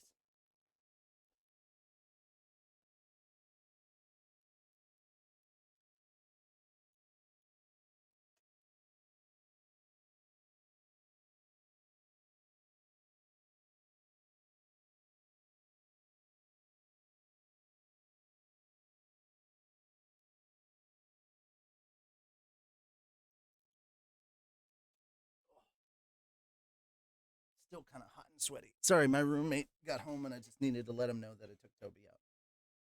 Saving Paul? Did he already forget why his dad is on this continent? Right? More like saving Zenith. Anyway. Uh, Interesting. Apparently, visitors to Bazaar who hadn't brought their own tent just slept out under the stars. We could always make ourselves a shelter with my magic, though. Where should we settle down then? Asked Elinelise. Looks like the people are clustering closer to the water. Okay then, let's settle ourselves back a little bit from the crowd. The two of us picked our way around for a while, then found a nice open spot midway between two larger tents. There were guards hanging around outside them, so we probably wouldn't have to worry about any thieves. I made our shelter on the larger side this time. It took longer to create than usual, but we'd have more space to spend the night in. Once the sun rose, it would probably get brutally hot in here really quick, so we wouldn't be using it longer than that. Whew, well, at least we made it this far, right? So far, so good. Dropping our bags on the ground, we allowed ourselves to breathe a sigh of relief. Still, we're only halfway there. Let's make sure we stay on our toes. First things first, agreed Elinelise. Tomorrow we'll buy the provisions we need to find ourselves a guide. We spent a few minutes quickly going over our priorities. First and foremost, we needed to exchange our money, buy provisions, confirm the route to Rapon, and hire a guide. We also took a little time to maintain our equipment. Elinelise cleaned her sword and shield, and I looked over our protective gear for any damage. This was just a part of our daily routine by now. After a few minutes, we finished up and spread out the furs we used for our bedding. But just as I was about to turn in for the night, Elinelise got to her feet. Okay, then I'll be going out for a little while. What? She running to the convenience store or something? To do what? Elinelise smiled at the question. To pick up a man. In other words, she was going to reset the timer on her curse. You've still got a little more time, don't you? Elinelise's curse kicked into full gear every 2 to 4 weeks. Cliff's magical implement more than doubled that deadline, so she was good for at least a month in between encounters. That had only been 2 weeks since we left, and it was probably beginning to have some effect on her, but it wasn't urgent yet. That's true, but I'm going to hire someone anyway while we're here. Right. This trip was going to last 3 months at the very least. Given how uncertain we were about what lay ahead of us, 4 months was probably a more likely estimate. Even in the best case scenario, Elinelise would need to sleep with someone at least once in that time. There was no getting around it. Okay then, I guess I'll see you later. Yes, I'll be back eventually. Don't wait up for me though. Get your sleep in. Well, okay, but you don't speak the language here, do you? That won't be an issue. This sort of thing works the same way anywhere you go. With that, Elinelise left the shelter and walked off into the city. The next morning, I jerked awake to screams of "Ant attack!" as an army of phalanx ants descended on the city. And then I woke up for real. For once, I'd actually gotten a full night's sleep, and my dreams had mostly been pleasant. I remembered one that involved Aisha and Norn demanding that I carry them on my shoulders. When I hefted Norn up there, Aisha would sulk, and when I switched with Aisha, Norn would start bawling. But eventually, Sylphie showed up and seized their prize, my shoulders, for herself. I gently chided her, explaining that everyone should take turns, but she replied, Too bad, this is my seat now. Nobody else gets to use it. My poor sister started wailing miserably, of course. Sylphie had been a grown woman when she first showed up in the dream, but she turned into a 7-year-old version of herself once I put her on my shoulders. It was a nice dream. When I woke up and remembered it, I found myself smirking. Today felt like it was going to be a good day. Looking over, I saw Elinelise fast asleep, a satisfied expression on her face. It looked like she'd had fun last night. That was good to know. Although I felt a little bit bad for Cliff. In the morning hours, Bazaar had completely transformed itself. The quiet of the night gave way to a burst of lively commerce. Merchants spread out their goods outside their tents and called out loudly to everyone who passed by. I got big juicy melons here. Last chance, folks. They're all gone tomorrow. Griffin Claws here, 30 cents if you buy now. Anyone got Narnia cloth? I've got Kotsu fruit to trade. The sellers shouted out their prices while the prospective customers yelled back offers just as loudly. Some were exchanging currency, but many were bartering too. The market crowd seemed to stretch out all around us as far as the eye could see. Here and there I saw scuffles or fistfights breaking out, but they seemed to be quarrels between merchants rather than anything really dangerous. I've got glass bottles from Vega. You won't be taking these any further east. Anybody need to stock up? Glass products in particular seemed to be a focus of trade. I had to assume it was a major industry in this region. One merchant had shelves and shelves full of rectangular containers with intricate symbols carved into their surface. They looked a bit like fancy whiskey bottles. Some were brightly colored, but they were all remarkably smooth and clear. The central continent had glass as well, but it tended to be thin and only semi transparent. I'd heard that the richer parts of Asura had artisans who made good glass, but this region probably produced the real quality stuff. Of course, even this glass wasn't comparable to what I'd gotten used to back in Japan, but some of their pieces were obviously handcrafted with care. I found myself tempted to buy something as a souvenir. Rudius, we didn't come here to shop for gifts. Yeah, I know. As the market bustled all around us, Linnaeus and I got to work on our to-do list from the night before. First of all, we needed money. The currency around here seemed to be the sentia, something unfamiliar to me, which was kind of exciting in a way. In the central continent, everyone tended to use simple names like gold coins. The currency itself wasn't particularly different from any other, though. It was just a small round piece of gold with a design poorly stamped onto its surface. I'd seen some of these before, actually, when I was passing through Eastport with Eris. Uh, we sold off some of the things we'd brought along with us and got our hands on a fair amount of this local currency. It seemed like barter was very common here, but it was always smart to have some cash in your pocket. Sorry, I have to clear up my nose for a second. Ugh.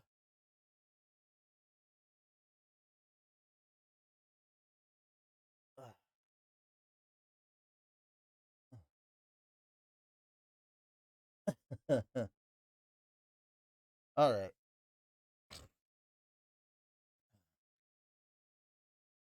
The things we'd bought from the central continent fetched very good prices.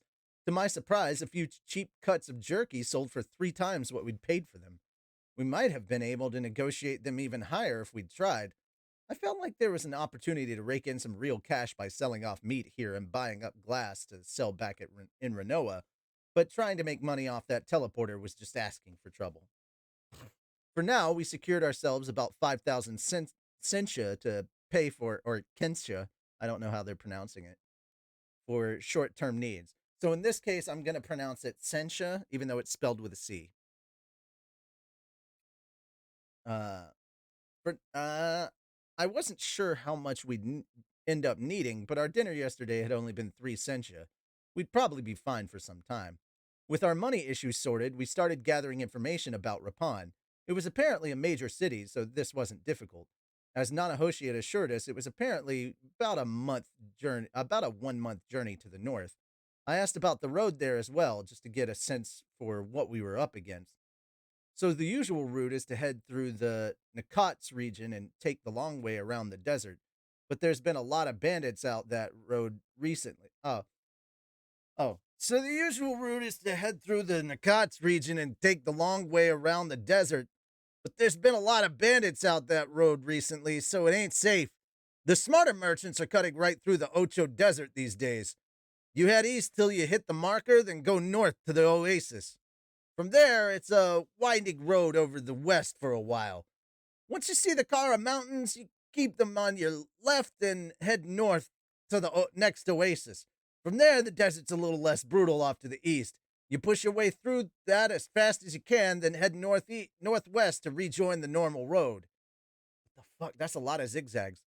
It was nice to get such a detailed reply, but none of this meant anything to me. There were lots of references to specific places I didn't know about, most of which sounded like generic mountains or patches of desert. I got the basic message that there were two routes to choose from, but if we tried to follow either, we'd probably get ourselves lost. Are there maps of this area for sale or anything? I asked. Maps weren't always reliable, but they helped. You could usually at least get a general sense of where you were. That was always reassuring. Maps? Who the hell would bother making something like that? It didn't sound like we'd have much luck on this front. The continent hadn't found Ino Takata, its Ino Tarataka yet. We clearly needed to find ourselves a trustworthy guide after all. Okay, then, do you know where we can find someone who'll be able to guide us to Rapon? I'd assume this wouldn't be a problem, but sure there are people who know the way, but you're not going to find any guides looking for customers here. This city's more of a way station on the road. Wait, really? Yeah, I mean, usually you want to travel between the bigger trade hubs, right? Ah, I see. That did make sense now that I thought about it. Man, I realized this might be an issue before. Elise had assumed we'd find a guide quite easily, but her experience didn't really apply here. When she visited an unfamiliar land for the first time, she always started off at border cities where travelers were common. But this time, we used a teleporter to jump right into the middle of the continent instead. That difference had thrown us off. Things already weren't going as planned. Still, there was no point in panicking. Life always throws some curveballs at you. We'd only been out here for 2 weeks, and the journey would normally have taken an entire year. That was some impressive progress, no matter how you looked at it. Crunches and squats are now full. Okay, cool. We got jumping jacks. Nice. Hmm. Still, there was no point panicking. Life always throws some curveballs at you. We'd only been out here for 2 weeks, and the journey would normally have taken us an entire year. That was some impressive progress, no matter how you looked at it. What would you normally do in a situation like this, Elise? Push straight through on the shortest route possible. To be honest, though, I've had enough of walking through the desert for a while. Yeah, same here. What do you think then? Maybe we can tag along with a merchant making their way to Rapon? That sounds like a plan. Let's see if we can find one. Ah, so we are full on exercises. Good to know. Aisha had managed to reach Renoa quickly by hitching rides with merchant caravans. There was no reason we couldn't use the same trick. We didn't need to rush, even. The only thing that mattered was getting to our destination safely. Sir, would you happen to know of any merchants who are on their way to Rapon? There wouldn't be any caravans actively looking for guards here, so for the same reason that there weren't any guides to be found. But a Little East was an S rank adventurer, and I was a water saint tier magician. If we offered money and our services, we might find someone willing to bring us with them. Unfortunately, the man told us there weren't that many people headed to Rapon in general. Most of the traveling merchants were on their way to a place called Kinkara in the east. There was some traffic to the north, though. Rapon was famous for its labyrinth, which produced a steady stream of valuable magic items. If you stocked up on those, you could sell them at higher prices in other cities.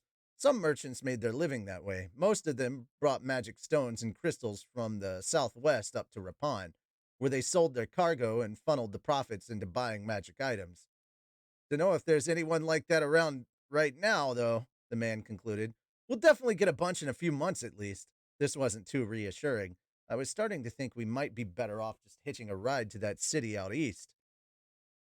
We'd be going out of our way, but at least we'd reach a trading hub where we might find a guide. Still, I tried asking around the city for a while. Almost everyone was headed to Kenkara, and after an hour or two, I'd very nearly resigned myself to that route. But then, just as I was getting ready to give up, we stumbled on a lead. Oh, Rapon? You'll be wanting Galban then. I think he pitched his tent over on the west side of the river. Go see if you can find him. Elenius and I immediately went looking for this Galban. He'd evidently made his fortune by traveling the route between Rapon and a city called uh, uh, Tenerio, bringing magic stones to Rapon and taking magic items back. People said he traveled in a caravan of 6 camels, which meant he was earning good money. It didn't make it didn't take much asking around before we found the tent that we were looking for. It wasn't that huge, but there were in fact 6 camels tethered out front. As we approached, a brown-skinned woman emerged from inside the tent. She wore a breastplate and a skirt like wrap around her waist. You couldn't see her muscles under the gear, but she looked pretty strong. It took me a few seconds to realize this was actually Carmelita, the same warrior we'd met yesterday. Hey, you're those people from yesterday. Apparently, she remembered us as well. Although she looked surprised to see us, it seemed the mustached little man we'd saved yesterday was Galban himself. Good thing we'd decided to help. Galban welcomed us with a warm smile as we stepped inside his tent. My apologies for yesterday, friends. We were surprised to see you'd already left by the time we got back. Apparently, they had run off to track down their camels, which had fled in the chaos, along with the valuable cargo they were carrying. They'd returned to the spot of the battle afterwards, only to find that we'd buried their comrades' bodies and disappeared. Galban claimed to have spent a good deal of time trying to find us that evening. Could have just explained the plan before you disappeared then. Still, maybe that was just common sense in a place like this. Your cargo comes first, and everything else can wait. It must be fate you've brought us like this. You found us like this. Would you care to join my caravan as bodyguards? He'd been looking to hire new sword arms anyway. From the sound of things, that made sense, since he'd lost a few yesterday. How about 500 sentia to Rapon? What do you say?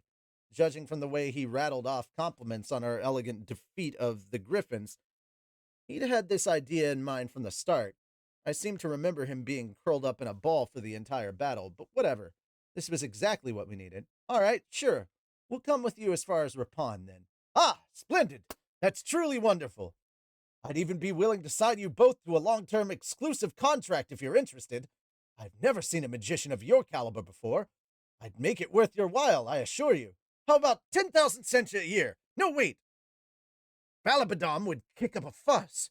Would 8,000 be enough? The offers were starting to get a little too ambitious, so I ended up having to interrupt. I'm sorry, but we've got something we need to take care of in Rapon. We'll keep the offer in mind, though. Galaban accepted this easily enough. We'd found our ticket to Rapon. Everything was back on track. And that's chapter 13. There we go. And a fire saint and a wind saint and an earth emperor. Yeah, he's a lot of things. Shit. Okay. Once again, we did not get any $5 level donations or bits or subs, so no helmet. Thank God. Woohoo! Uh, so I'm going to get started very soon. Give me a second. 40 of everything, right? So this will be 120. Woo. Get some water real quick, and I'm gonna open the door up this time to let some cold air.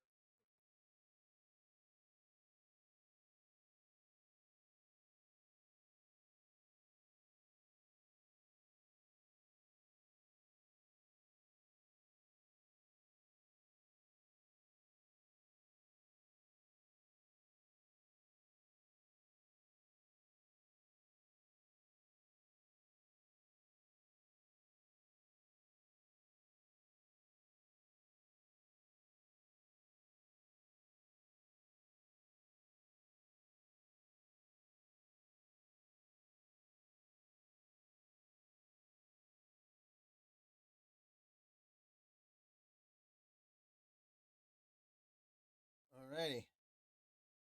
Thankfully, this is gonna be I think my last set. Whew. Do we have some overflow for the next chapter? I think we did. Let's get some jumping jacks going.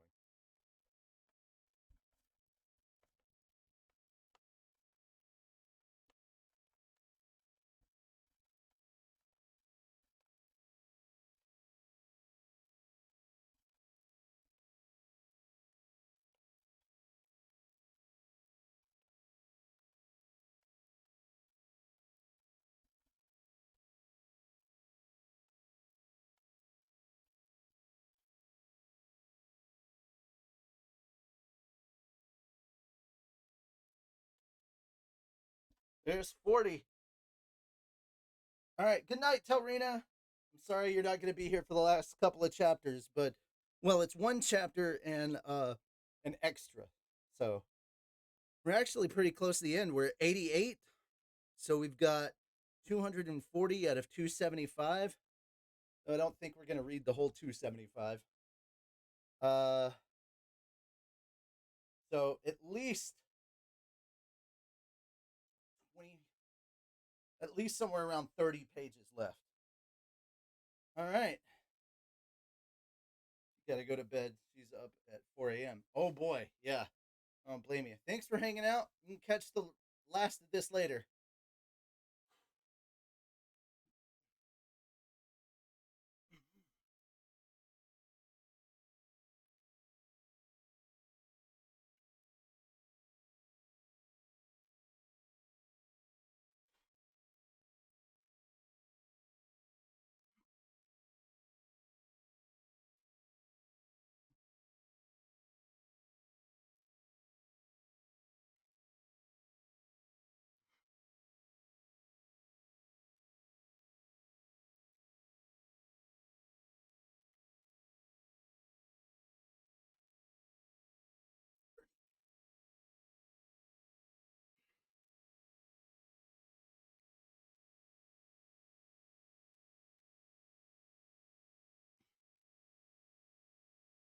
40.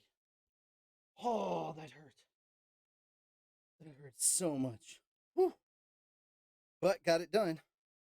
So it's 40 jumping jacks and 40 squats. Oh, damn. I want to die. Heel touches, crunches, push ups. Oh, heel touches done now.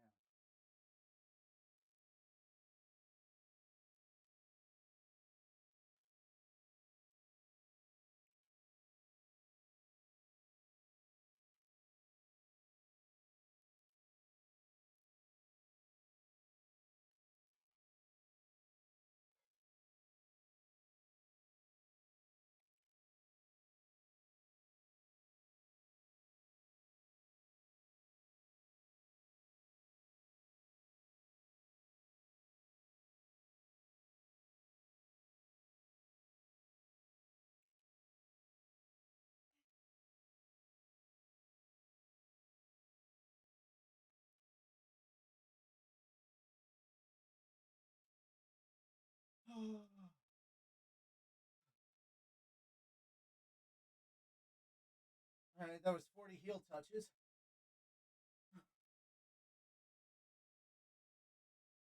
Work on crunches.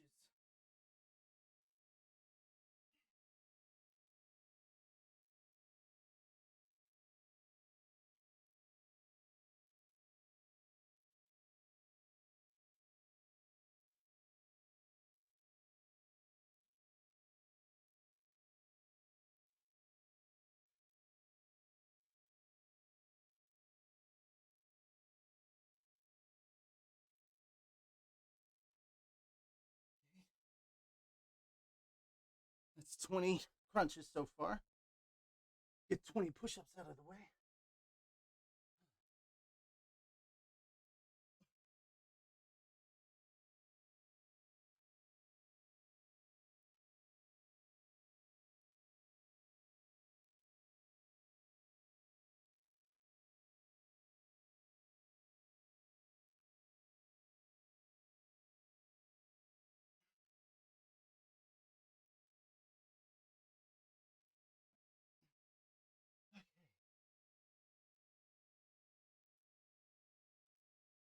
All in all, it's 100 push ups and 100 crunches today. Only got 20 of each left to do.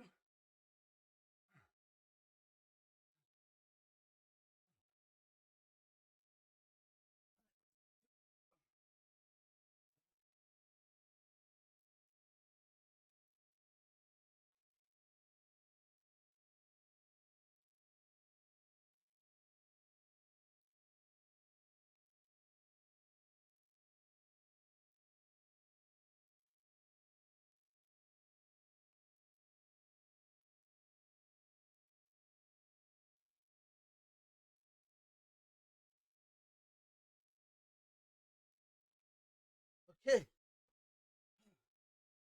120 crunches. So got my crunches done. Last 20 push ups.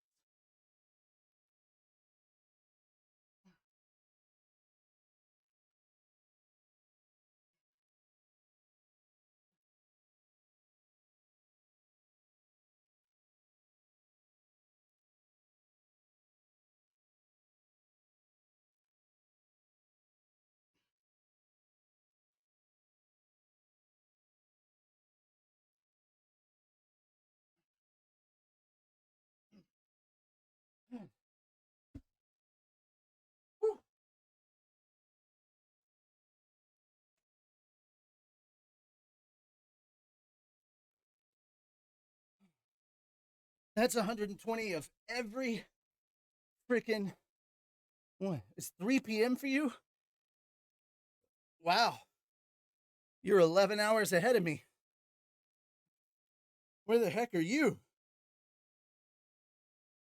Oh, no, wait. 3 p.m., not 3 a.m. Okay. Depresso espresso. You're in Eastern time. Okay. For a second, my brain thought you said 3 a.m. I was like 11 hours ahead. Oh.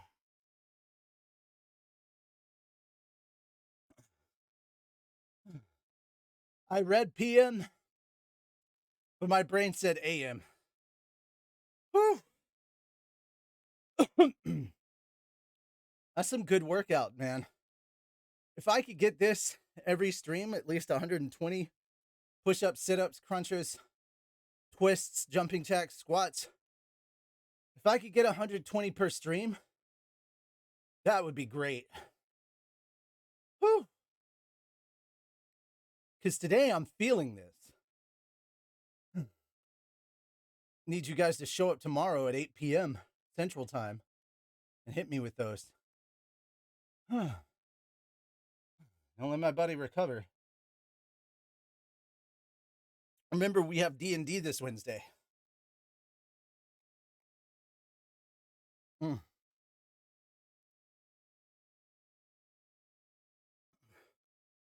Oh.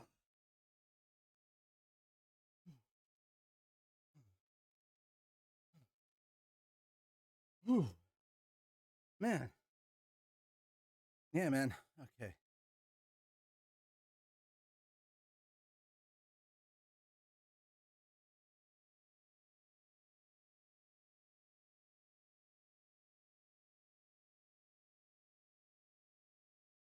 Okay, so 25 pages is chapter 14.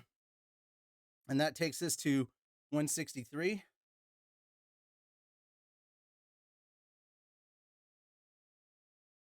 And 11 takes us to 172. 172 is where we're trying to get.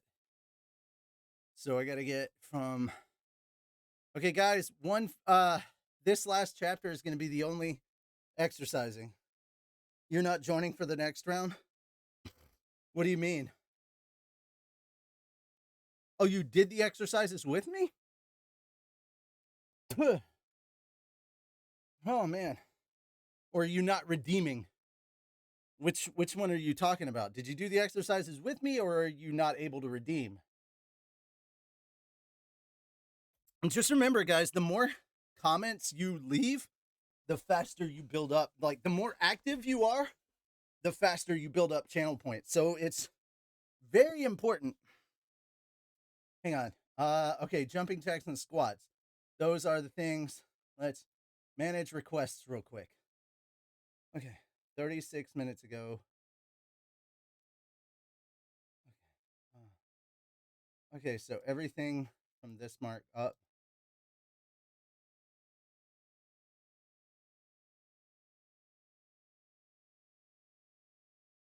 I'm just marking everything completed that is complete.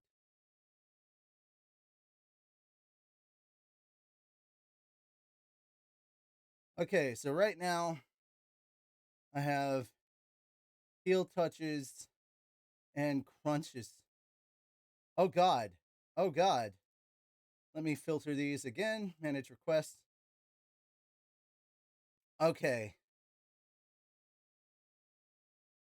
Oh goodness. Page 1 of 2. Okay, I may have accidentally delete some of them. We have 10 of each. Well, I don't have that in my thing now. So that sucks.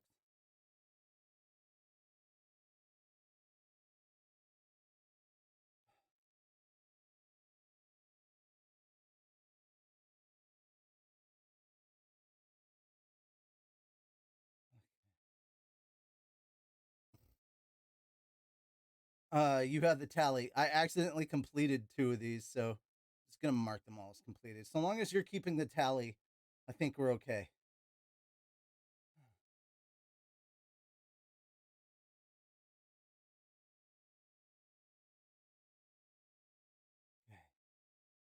Dope. All right. Just waiting to calm down. Jesus, I am sweating so hard. And you know what? That's a good thing. That's a very good thing that I am sweating as much as I am. I'm almost done with my glass of water. And once I am, we'll get started. Mm.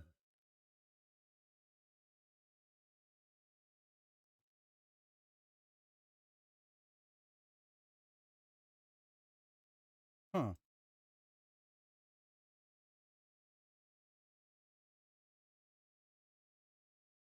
All right. So I'm going to do my exercises at the end of chapter 14, but no exercises are getting redeemed for the extra chapter. Okay. I've already at the max of what I would normally do, which is 120. I'm going to go because I didn't do any yesterday. I'm giving you guys a chance to make me do an extra 40, but this is going to be the last 40. I won't be doing any more after this. So, this is the last chapter. You can redeem exercises. So get those last 40 of everything out to me if you want to make me sweat. We're going for 160 today, but tomorrow we're going back to the 140. And make sure you got plenty to redeem tomorrow.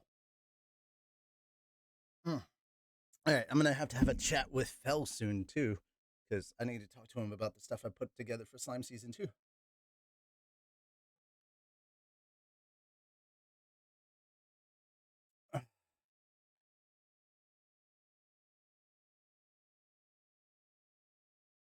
Alrighty. And here we go. And so we set out for Rapon, or set out, not sat out. And so we set out for Rapon as members of Galban's caravan. The head of his guard team was the warrior Balabadam, also known as Hawkeye. His companions were Carmelita, the Bone Crusher, and Great Blade Taunt. Adding myself and Elena Elise, we had 5 fighters and 1 merchant at our party. There were also 6 camels if you counted those. I considered making up names for those guys too, but decided against it after learning that we might have to eat them if we ran out of food in the desert. I didn't want my first taste of camel meat to be flavored with guilt. Before heading out, we held a meeting to work out our basic battle formation. As a general rule, we'd be keeping Galban in the middle. Balabadam was in front, accompanied by Carmelita on the left and Carmelita on the left and Taunt on the right. Elenilis and I would be positioned in the back. The 5 of us would form a protective circle around our employer and his camels. No matter what direction we were attacked from, one of us should be able to intercept the threat before it could harm our client. Your classical Imperial cross formation, basically. I felt like Carmelita or Taunt might be safer choices for the rear guard, but they wanted to keep me toward the back since I was a magician, and it made sense to keep Elenilis closer to me since we were used to working together. All right then, let's get moving. We were starting off by traveling east from Bazaar until we reached the major regional road. The names of the places meant nothing to me, but this sounded like the route that was frequented by bandits. Just to be on the safe side, I let Balabadam know about what I'd heard. We don't know a safer route through the desert, he said. If the bandits do attack, that's what we're here for. Sometimes they just demand a toll and let us go on our way. A toll, huh? I hadn't heard about this. But if we could buy our way out of trouble instead of fighting, so much the better. Bandits were just trying to make a living for themselves. As long as we handed over what they wanted, they shouldn't ask for more. To be honest, the idea of handing over cash to a bunch of people who were threatening travelers instead of working honest jobs wasn't too appealing to me. But I wasn't the one who'd have to pay it up in this case, so I could live with it. Still, there was a chance we'd run into some greedier bandits with an interest in more than money and goods. For example, they might demand we hand over Elise given how attractive she was.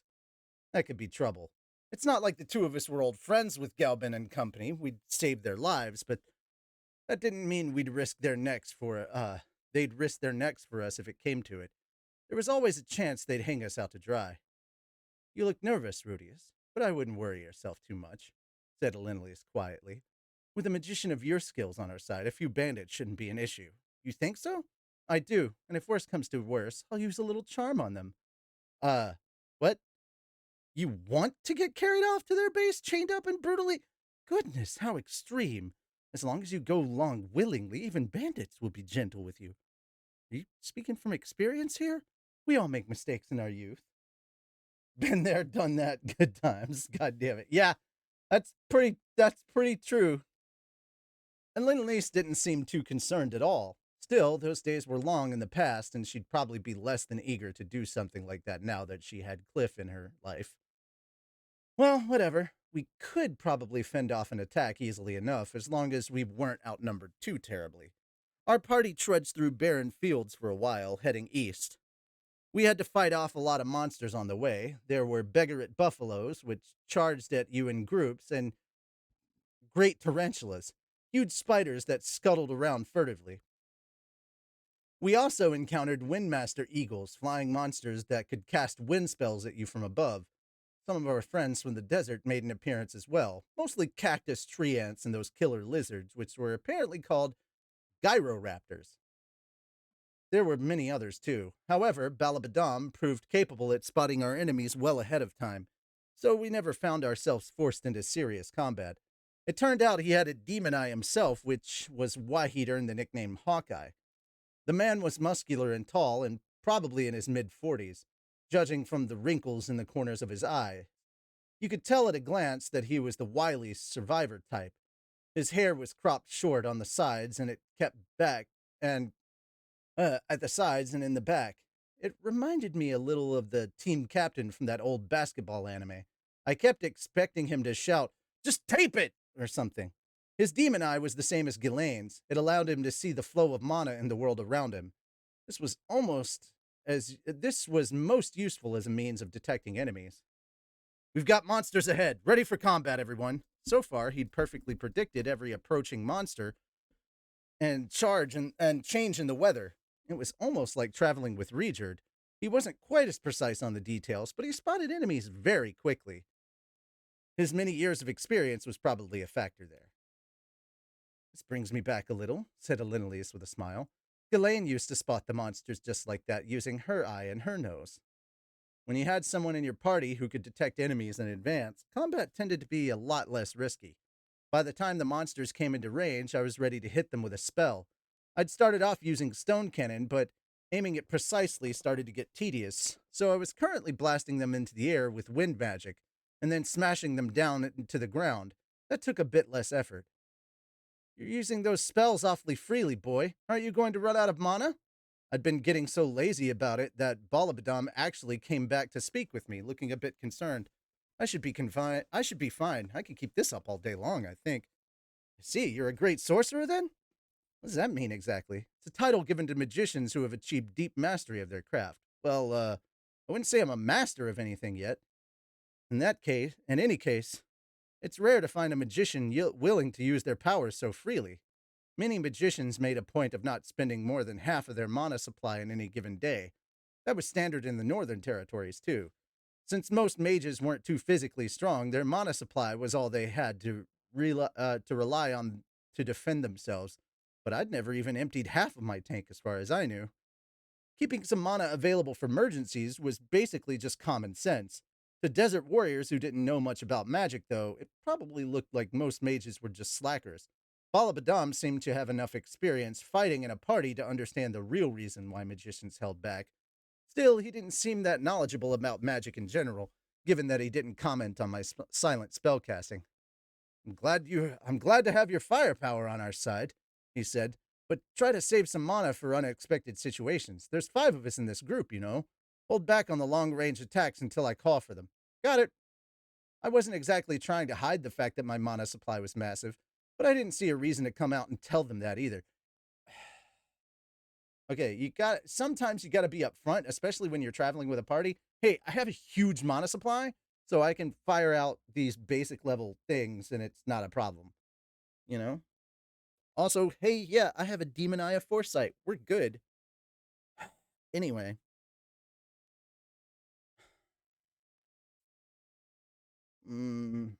I wasn't too sure where my limits actually were. For one thing, I didn't want to get too cocky and end up causing a disaster.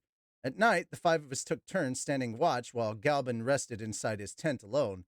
We were all expected to sleep outside, not that I'd been expecting equal treatment or anything. I created shelter and encouraged everyone to sleep inside it, but Balabam and the others declined, saying they'd have a harder time noticing any monsters that might approach. That seemed like a legitimate reason to sleep outside, actually. It made me feel a little awkward to use the shelter myself, but Alinolius intervened. There's no need to feel bad, Rudius. We've got our way of doing things, and we'll be more useful if we're well rested tomorrow. That made sense to me, so we ended up sleeping in our little hut after all. It was definitely more restful than the alternative. Two of us would be standing guard at a time throughout the night. I'd assumed one would be enough, but apparently it was safer this way when you had a group of this size. We'd be changing up the shifts every night. On our first night, I was paired with Carmelita. Hey there, guess we're working together tonight, huh? Yes, don't fall asleep. Well, I wasn't planning on it. While we did technically have a job to do out here, staring silently at nothing in particular can get pretty boring. The two of us eventually started to make a little conversation. Thanks for the help the other day. Oh, you're welcome. It was no big deal. You're strong. So's the other one, the woman. Carmelita, the Bone Crusher, was a warrior by profession and would be turning 21 this year. Her weapon of choice was a sword with a wide, thick blade more than 1 meter in length, which she swung around ferociously in combat. It seemed like many of the warriors in this region favored huge weapons of that sort. Balabadam had also carried a massive blade. There seemed to be many large monsters with thick, tough shells around here. It made sense to use weapons that wouldn't break easily. No matter how skilled a swordsman you might be, you wouldn't want to try punching a hole through an iron plate with a skinny little rapier. Their combat style seemed to be somewhat unique as well, from what I'd seen of it. Your woman's sword is too thin, though. You can't kill anything with that. You might be surprised, actually. It's a magic item, and she knows how to use it. I've seen her cut up griffins. Oh, and just so you know, she's not actually my woman. We're just friends heading to Rapon together. But you sleep with her, yes? When a succubus comes? No. I know some detoxification magic, so I just use that. When a succubus comes, the men are aroused. The women sleep with them. It's the way of things in the desert. Oh? Carmelita went on to explain the connection between the succubi and the way warrior bands worked in the desert, sounding rather proud of herself. These days, succubi could be found all across this continent. The species was originally native to the southwest region, and their numbers were relatively low. But in the war 400 years ago, Laplace had deliberately encouraged them to reproduce. It had been part of his plan to break the stubborn resistance of the Begarit warriors. Succubi were deadly against men. Their pheromones could incapacitate even strong willed veteran fighters. I could attest to that part personally. If two of them were to come at me at once, or if one popped up right in front of me, I wasn't all that confident I'd survive. Once hit by a succubus's pheromones, men were reduced to thoughtless slaves, but a single succubus can only bring so many victims back to her lair at once. They tend to pick out a few choice morsels, leaving the others behind. The men left behind in this manner then fight each other to the death. Once your mind is poisoned by the pheromones, every other man you see automatically becomes your enemy. It sounded a lot like the charm status effect, honestly. To cure someone of this condition, you had to either dispel it with an intermediate tier detoxification spell or let them sleep with a woman. And 400 years ago, basically no one on this continent could use detoxification magic. As a result, many young men who were virgins ended up losing their lives. There wasn't much to be done. They didn't have anyone to sleep with. They probably died wishing they'd had sex with someone, even the succubus that doomed them. I could empathize. To jump forward a little, over time, the warriors of the Begarit continent had adapted to their circumstances. Each band began to travel with a number of women. At first, these were often slaves or demon prisoners, but the warriors quickly realized that the non-combatants were slowing them down. The women had little stamina and constantly needed to be protected in battle. The warriors thought the matter over. They racked their brains for years and finally landed on a solution. They could train women to be fighters too, exactly the sort of solution you'd expect from a bunch of Conan the Barbarian types. And that was how the women warriors of the Begarit continent first came into being. At present, every group of fighters or guards on this continent contained at least a few women. When the party encountered a succubus, they were responsible for slaying it and then sleeping with the men to break the spell. Some groups even had more women than men, since facing succubi was safer that way. All in all, the women in this continent did more than their fair share of fighting. Carmelita had no objections to her role. Whenever her band encountered a succubus, she killed it and slept with the men to break its enchantment.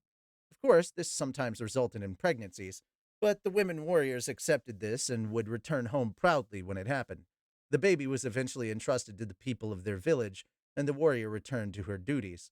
Carmelita had already given birth to one such child herself. These babies were raised by the entire village rather than their parents. All were cared for and treated equally, regardless of their heritage or race. They were taught to fight as children, and once they reached physical adolescence, they underwent a coming of age ceremony and left their village behind.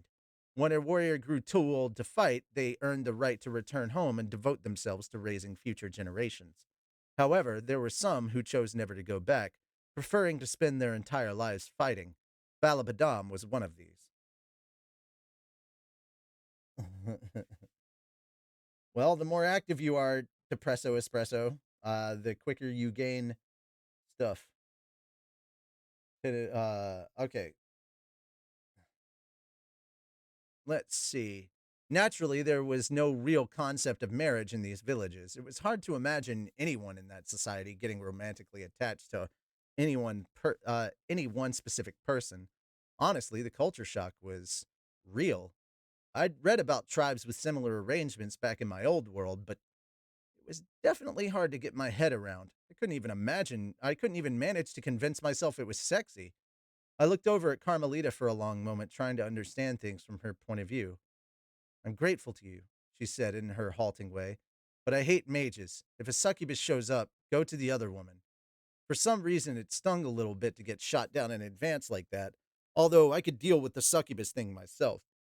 Great Blade Taunt was a quiet man in his 30s with a thick mustache, light brown skin, and rippling muscles. He wasn't quite as tall as Balabadam, but their faces looked very similar.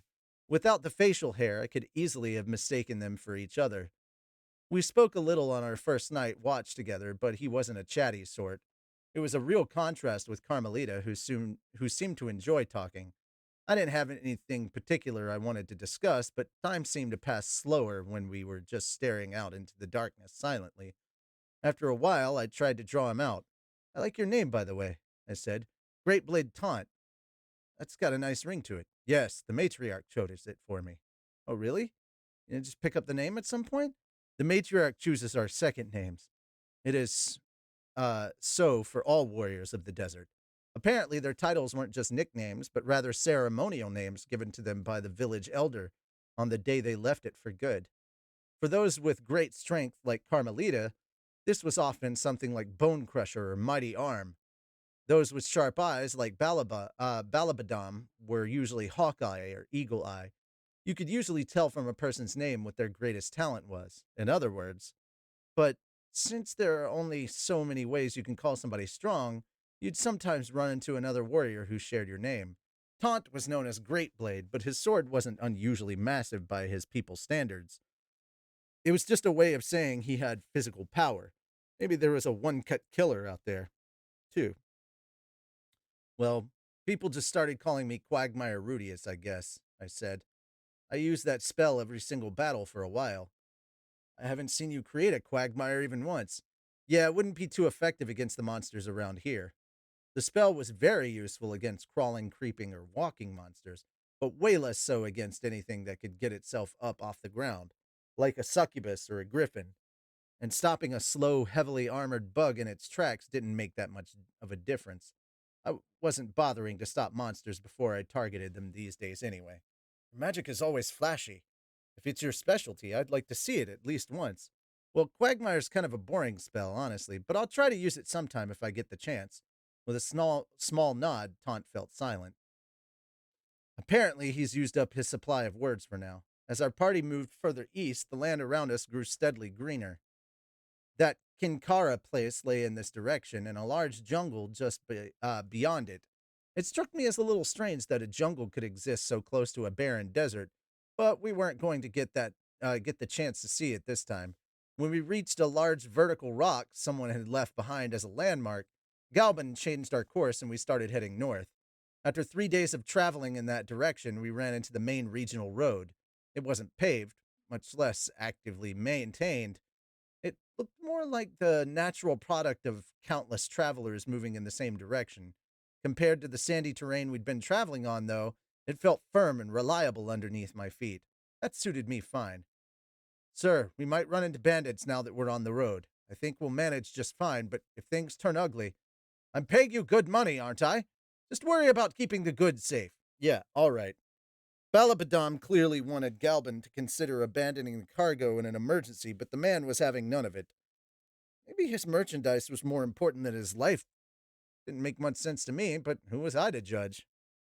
We're gonna be okay, boss? We gonna be okay, boss? Don't waste your time worrying about it, bonehead. For some reason, Balabadon and Taunt often referred to Carmelita in this way. I guess it was a friendly spin on the bone crusher thing, or maybe an insulting one. Either way, I had the feeling that she'd punch me in the face if I tried to use it. Quagmire, Dragon Road, I want you two to stick to Galban like glue from now on. Taunt, you're on the camels. Don't let a single one slip away. Bonehead, you take the rear. I'll scout ahead of us and give the signal if something's up. You better not miss it. You got it, boss. Gotcha. Roger. Assuming our new positions, we set off casually. The bandits around here mostly set ambushes and waited for people to blunder into them. From the sound of things, if you spotted them in advance and took a detour, it was possible to avoid trouble completely. Thanks to Balabadam's expert scouting, we were able to detect the first ambush on our path well ahead of time. Groups of people weren't as easy to detect with his demon eye, but he managed to spot them the old-fashioned way. We took a long looping detour off the road and around the danger. You won't find many people who willingly walk through a dog turd they've noticed up ahead, right? It's only natural to go around it. As it turned out, this was a mistake. Maybe Balabadam was spotted by the enemy during his scouting expedition and they tailed him back to us. Maybe he'd only seen a small part of the bandits' forces, and our detour just happened to lead us into their main army. Either way, we came under attack. It happened right after we'd put a safe distance between ourselves and the ambush. Everyone was just starting to breathe a little more easily, and then something came whistling through the air. All of a sudden, Taunt had an arrow in his chest. He fell to the ground. Failing to understand what was happening, I started to rush over, intending to cast Healing Spell, but Elenalise grabbed me by the collar and pulled me back. As she did so, another arrow struck the camel that Taunt had been standing next to. Run! Screamed Balabadam. We're under attack! They're coming from the west! It finally hit me that we were in serious danger and that we needed to flee for our lives. Elenalise released me. Galban and the camels were already sprinting desperately forward. I followed after them, running as fast as I could. There was a group of men on horseback on a hill to our left, and they were charging at us. They were mounted and we were on foot. All of them wore an identical sandy yellow turban. Sir, we've got to leave the camels. They might let us go if we hand over everything. Not a chance! Are you suicidal or just an idiot? Protect my cargo, damn it! That's what I hired you people to do. It's not possible. There's just too many of them. As Balabadam and Galban screamed at each other, our wounded camel stumbled clumsily. Just as I realized it was foaming at the mouth, it staggered off to one side and collapsed. A cold shiver of dread ran down my spine. These arrows were poison. They're coming from the rear, too! Another group of horsemen was bearing down on us from behind, and the archers on the hill were readying their next volley. Most of their shots were falling short, but a few could really make their arrows fly. Even every now and then, one would come dangerously close to hitting us. There had to be 50 of them. No, 100. And that was just the ones that we could see. The words bandits had misled me pretty badly. This was an army we were up against. My heart hammering in my chest, I tried to analyze the situation. We were under attack from the flank and the rear, at the very least. There weren't any forces directly in front of us. That was where we had to flee. Rudius! Shouted Elenalise. Right, I'm going to use Quagmire and Deep Mist. The spells popped into my mind immediately. Nothing else was going to work here. All right, fine, do it already. Turning around, I summoned up the largest Quagmire I could manage. I didn't bother making it too deep. It just needed to trip up the horses. Balabadam, I'm going to blanket us in fog. Keep running straight ahead. What? All right. Deep Mist! By summoning up an enormous amount of moisture in the wide range all around us, I effectively covered the area in thick white shroud of mist. It almost felt like we were inside a cloud or something. No matter how talented their archers were, they wouldn't be landing any shots on us now. But a split second after that thought ran through my head, an arrow thumped into the ground a few feet in front of me. Gah! Startled, I nearly fell backward, but Alinalise caught me before I hit the ground. It's all right, Rudius. They've got one brilliant archer, but he won't be hitting us again. What? Was she saying that the same person had killed both Taunt and the camel? How did she know? It didn't matter, though. We had the mist on our side now. Come on, run! Nodding shakily, I got moving. He wouldn't be able to target us again. He wasn't going to hit me. It just wasn't possible. I was invincible. Damn it, I should have asked Sylphie for some luck charm or something. For some lucky charm or something. Maybe I could have taken my souvenir of our first night together with the shrine, from the shrine. Shit, they're catching up. Draw your sword, Carmelita! Balabadam's shout brought me back to reality. When I listened closely, I could hear the sound of hoofbeats approaching us from behind. Some of the riders must have been swerving around my quagmire, and despite the fog I'd thrown up, all they had to do was charge straight in the direction they'd been moving. We were up against mounted fighters here. Cavalry did have some weaknesses, but their speed was deadly a weapon in itself. I'd seen at least 50 riders rushing toward us. How many had made it past my spell? 20? 30? I didn't want to try fighting a group that large at close range. I'll slow them down. Keep running, everyone. Earth wall! I summoned up a thick 2-meter wall behind us without slowing my pace. A galloping horse couldn't be brought to a sudden halt. In this fog, many of them would probably smash right through it. Even if they realized it was there, they'd have to slow down and go around.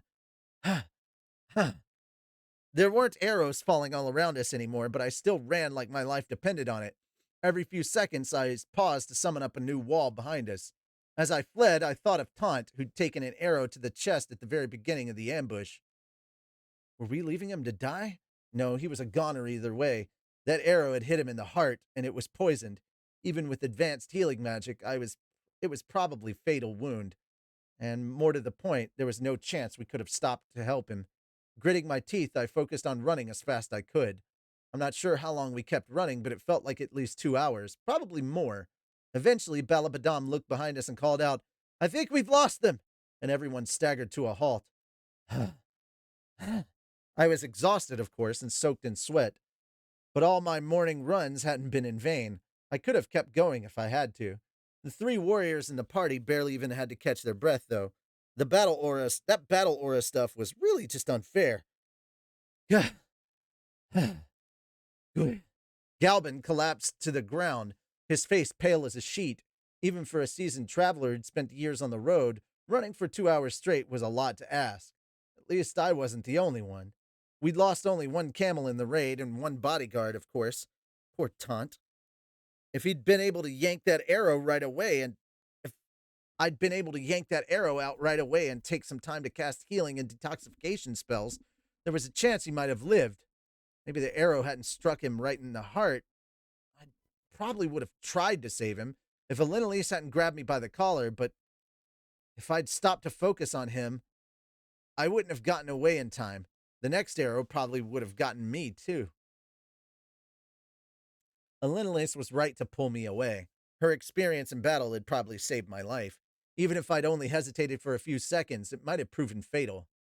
Looking around the group, I noticed that Carmelita was glaring at me. Had I done something to upset her back then? Nothing came to mind. During the ambush, she'd been positioned behind me in the rear of the party.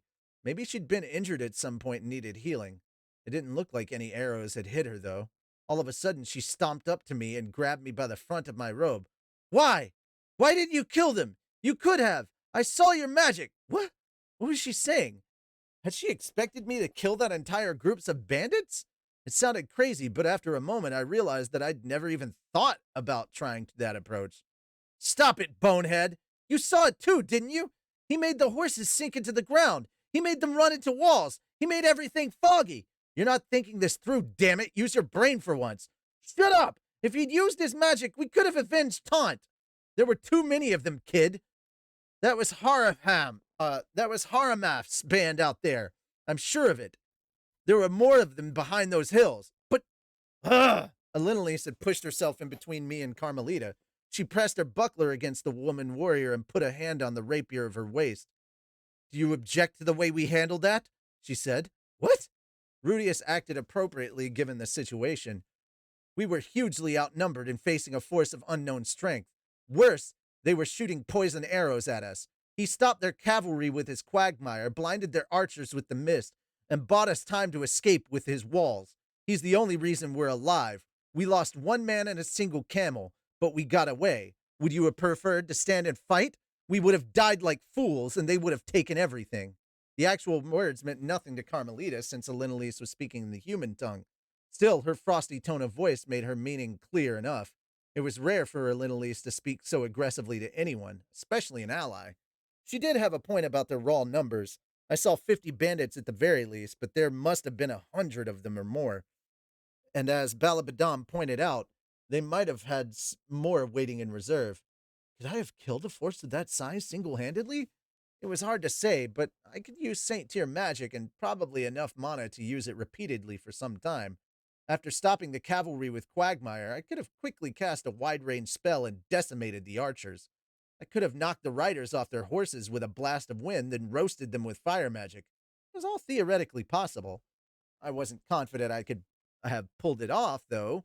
For all I knew, these bandits were had experience fighting mages. If a single archer survived, a poison arrow might have come my way. Some of the riders could have slipped past my quagmire and cut us down. And if it ever turned into a melee, I couldn't have thrown my spells around without killing my allies. Elenelise was aware of this. That was why she was taking my side so firmly. And just to remind you, she continued, we're bodyguards, not mercenary soldiers. We didn't sign up to fight an entire army on our own. Is there a reason you're still glaring at me? Do you want to fight? Is that it? What a willful child. I'll indulge you if you insist. Finally losing her patience, Elenelise drew her rapier. Carmelita hurriedly reached for her broadsword, but before things could go any further, Balabadam stepped in between them. Cut it out, both of you. Look, it's a damn shame about Taunt, but Quagmire made the right call. The only one who wanted to fight was you, bonehead. You really are a moron sometimes, you know that? Shut up. With a loud snort, Carmelita backed down. She proceeded to stalk over to where the camels were resting, crouch down next to them, and bury her face in her knees. Balabadam watched her for a moment, then sighed. Sorry about that, you two. That's all right. It's just Carmelita had a kid with Taunt, you know? Huh?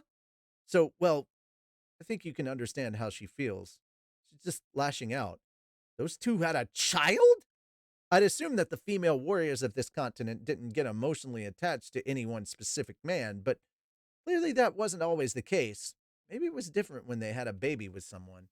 As I stood there with at a loss for words, and Linley sheathed her rapier, turned around to face me. There's no reason for you to feel down about this, Rudius. There isn't? There are some adventurers out there who make a point of never killing another human being. Not many of them, granted, but they do exist, and you're going to become a father soon. I can understand why you'd hesitate to take so many lives. Her attempts to comfort me were a little off the mark, but of course she didn't know what Balabanam had just said to me. To be honest, I hadn't hesitated at all. The thought of killing those men just hadn't even entered my mind, despite the mortal danger we were facing. Of course, a few riders had probably lost their lives riding headfirst into those walls I threw up in the mist. I didn't feel any guilt about that either, but the idea of using magic to murder someone directly just made me queasy. It was kind of pathetic, honestly. Thanks, Elenelise. Still, I thanked her for trying to cheer me up. Thinking back on it, she'd been running right at my side for the entire retreat. When I lost my balance, she'd been there to brace me. It felt like she'd positioned herself to shield me from any stray arrows, too. I had a feeling she considered herself my bodyguard more than anything else. No need to thank me, dear, she said, patting me on the shoulder. I'll always look out for my grandson. Your grandson, huh? Hmm. By the time we got back home, Sylphie's belly would be very big. That baby was going to be Elenelise's great grandchild. I'm sure she wanted its arrival to be a happy occasion. Or maybe she just didn't want to have Sylphie tearfully asking her why she'd failed to keep me safe. Either way, the solution was simple enough. We'd just have to make it back together. Um, Elenelise? What now? Thank you. Really. This time I put more feeling into the words. In reply, Elenelise just patted my shoulders. That's not the end of the chapter, but I am pausing for a second so I can show you that. Alrighty, continuing on. Despite the awkward atmosphere, our party moved steadily onward. Balabadam was surprisingly calm and collected considering we'd just lost another of his men. His first focus was on reworking our formation. Far from pausing to mourn his comrade, he didn't even speak Taunt's name again. He was the same professional, focused bodyguard he always was. Seemed a little cold, but this was probably just how things went in this line of work. His people were used to this. Death was a constant companion for them. A single mistake or a little bad luck was all it took to end their lives. This was a common attitude on the demon continent as well. In retrospect, in retrospect, it was a way of thinking I couldn't quite understand. A few uneventful days later, we reached the oasis that marked the midway point of our journey. Much like Bazaar, it was mostly a marketplace surrounding a small central lake. I hadn't noticed before, but every other armed group we saw did have at least one woman among them. They were all warriors of the desert as well, presumably. Galban and the others pitched our tents in an open corner of the little town. While we were in the oasis, at least, the bodyguards apparently got to sleep inside too. Balapadam, do you think we need to hire someone to replace the man you lost? Galban asked. Shouldn't be necessary. Shouldn't be necessary, Galban. These two are more useful than your average warrior. I think it's smarter to head to Rapan with our current group than hire some new folks there. We shouldn't be running into any more bandits anyway. I see. All right then, let's do that. Still, it's a pity we lost that camel. These things happen. We were lucky to get away that lightly, considering their numbers. Balabadam and Galban seemed to be on casual terms. It almost sounded like they were business partners, to be honest. What is it, Rudius? Is there something on my face? Sensing my gaze, Galban turned to look at me. It's nothing really. I was just thinking that you and Balbadam seem to get along. Ah, yes. We've worked together since the days when I was just a fledgling merchant, you see. I trust him more than anyone. Interesting. If they'd spent that much time together, maybe Balabadam had always been closer to Galban than Taunt, his fellow warrior. After years and years serving as his head bodyguard, it was possible he'd started to see his men and women as disposable, or at least interchangeable, given how regularly they came and went. We stopped in the oasis long enough to rest up and replenish our supplies, or perishable goods, then head on to the north. Carmelita didn't pick any more fights with me, but she wasn't any friendlier than necessary either. We didn't talk during our night watch shifts anymore. I tried not to let it get to me. We'd be going our separate ways once we reached Rapon anyway. Still, I had to empathize with what she was going through. I couldn't imagine what it felt like to lose the father of your child so suddenly. I knew how much it would hurt if Sylphie up and died on me, at least. I'd be overwhelmed with joy when I learned she was pregnant. If I lost her suddenly, the despair would be even more intense. And I guess I'm going to regret this, aren't I? Assuming the man god was being straight with me, this voyage to the Beggarid continent was going to cost me one way or another. He'd first told me that when I met Alinalius at the age of 15. I'd spent some time in Renoa, but Nanahoshi's shortcut meant I wasn't getting to Rapon that much later than I would have if I'd left when I met Alinalius. I had to assume the danger that awaited me in Rapon hadn't changed in that time. If that was true, though, it probably meant no harm would come to the people I'd left behind in Renoa. After all, if I'd left for Begarit right away, I wouldn't have met Sylphie or gotten to know my other friends. I'd have no reason to regret some disaster taking place there. But now that I thought about it, maybe the regrets that lay ahead were different now. Things might go smoothly on my end, but poorly back home. Something might happen to Sylphie or our baby. Did you say something, Rudius? Nah, it's nothing. I had to stop speculating about this. You could drive yourself insane thinking about all the ways things might go wrong. And a guy like me was always going to make mistakes no matter how hard he tried. There was no telling what the future held. This was the first time I'd ever directly gone against the man god's advice. Up until now, I'd done well for myself by following his lead. Did that mean this choice was going to end in disaster no matter what I tried? Nah, I wasn't buying it.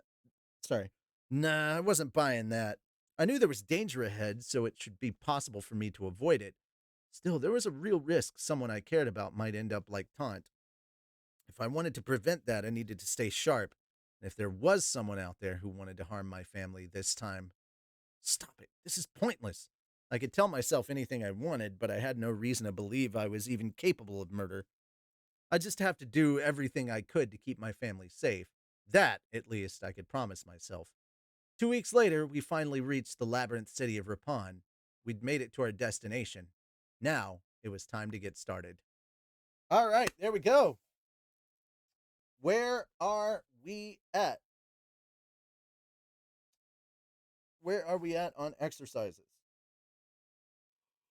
Whew. I'm gonna go get some more water, and when I come back, I'll see what you guys have me at. We've got the extra chapter. We're on 263. I think we've got 11 pages to go. Let me see. 1, 2, 3, 4, 5, 6, 7, 8, 9, 10, 11. Yep, 11 pages to go. Okay, 11 pages, and that's the end of this whole thing. 2020, 2020, 20. Hey, I'm doing half? Hell yeah, dude. Look, if I'm just doing half, I'm all for it. Okay, so 140 instead of 160. I'll just go ahead and do that. I'll just do that now.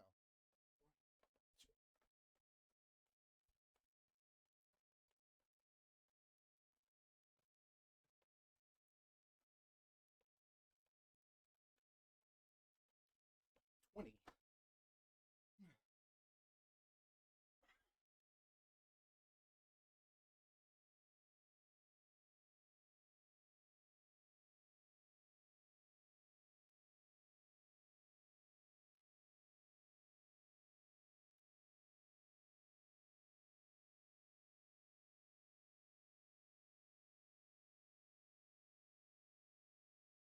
Okay, there's 20 squats, 20 jumping jacks.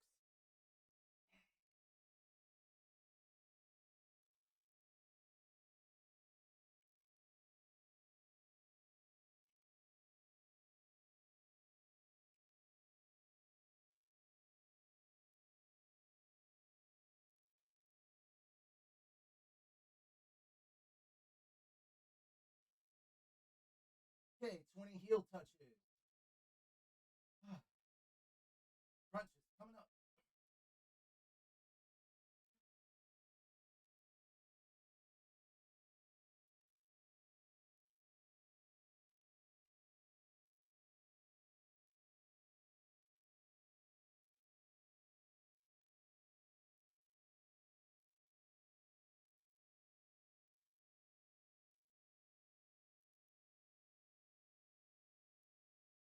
Okay, 20 crunches down.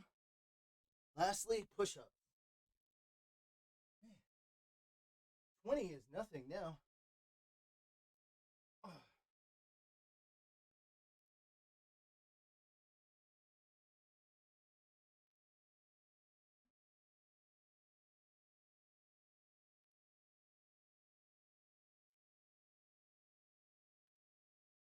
There's 15.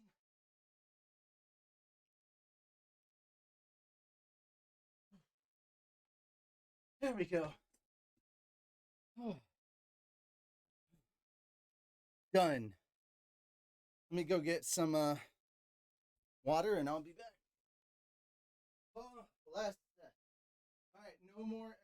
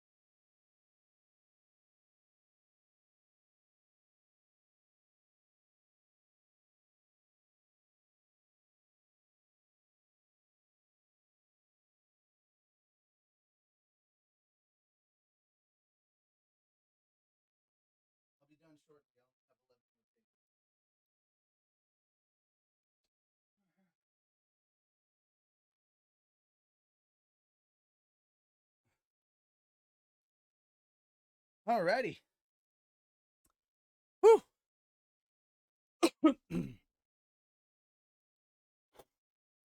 So here we are, 96 pages, or 96% in. Got the last percentage to go.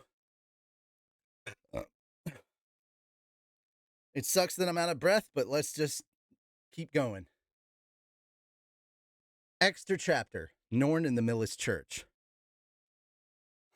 Really? That took it out of me just saying that?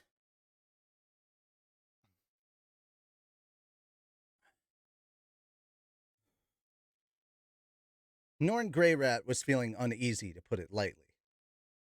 A month had passed since her brother Rudius left to travel to the Begarit continent, and life in the city of Sharia was as peaceful as ever. It was very hard to believe that most of her family was in danger in some strange, far-off land.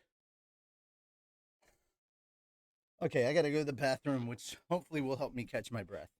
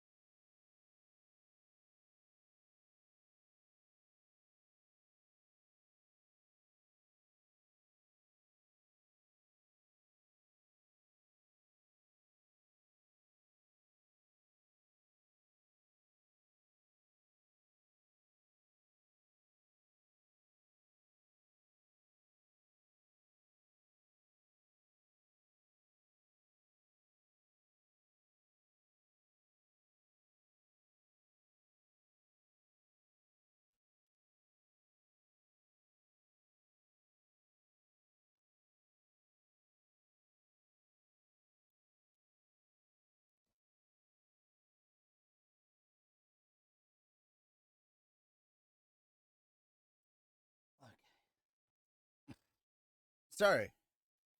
Here we are. I'm back.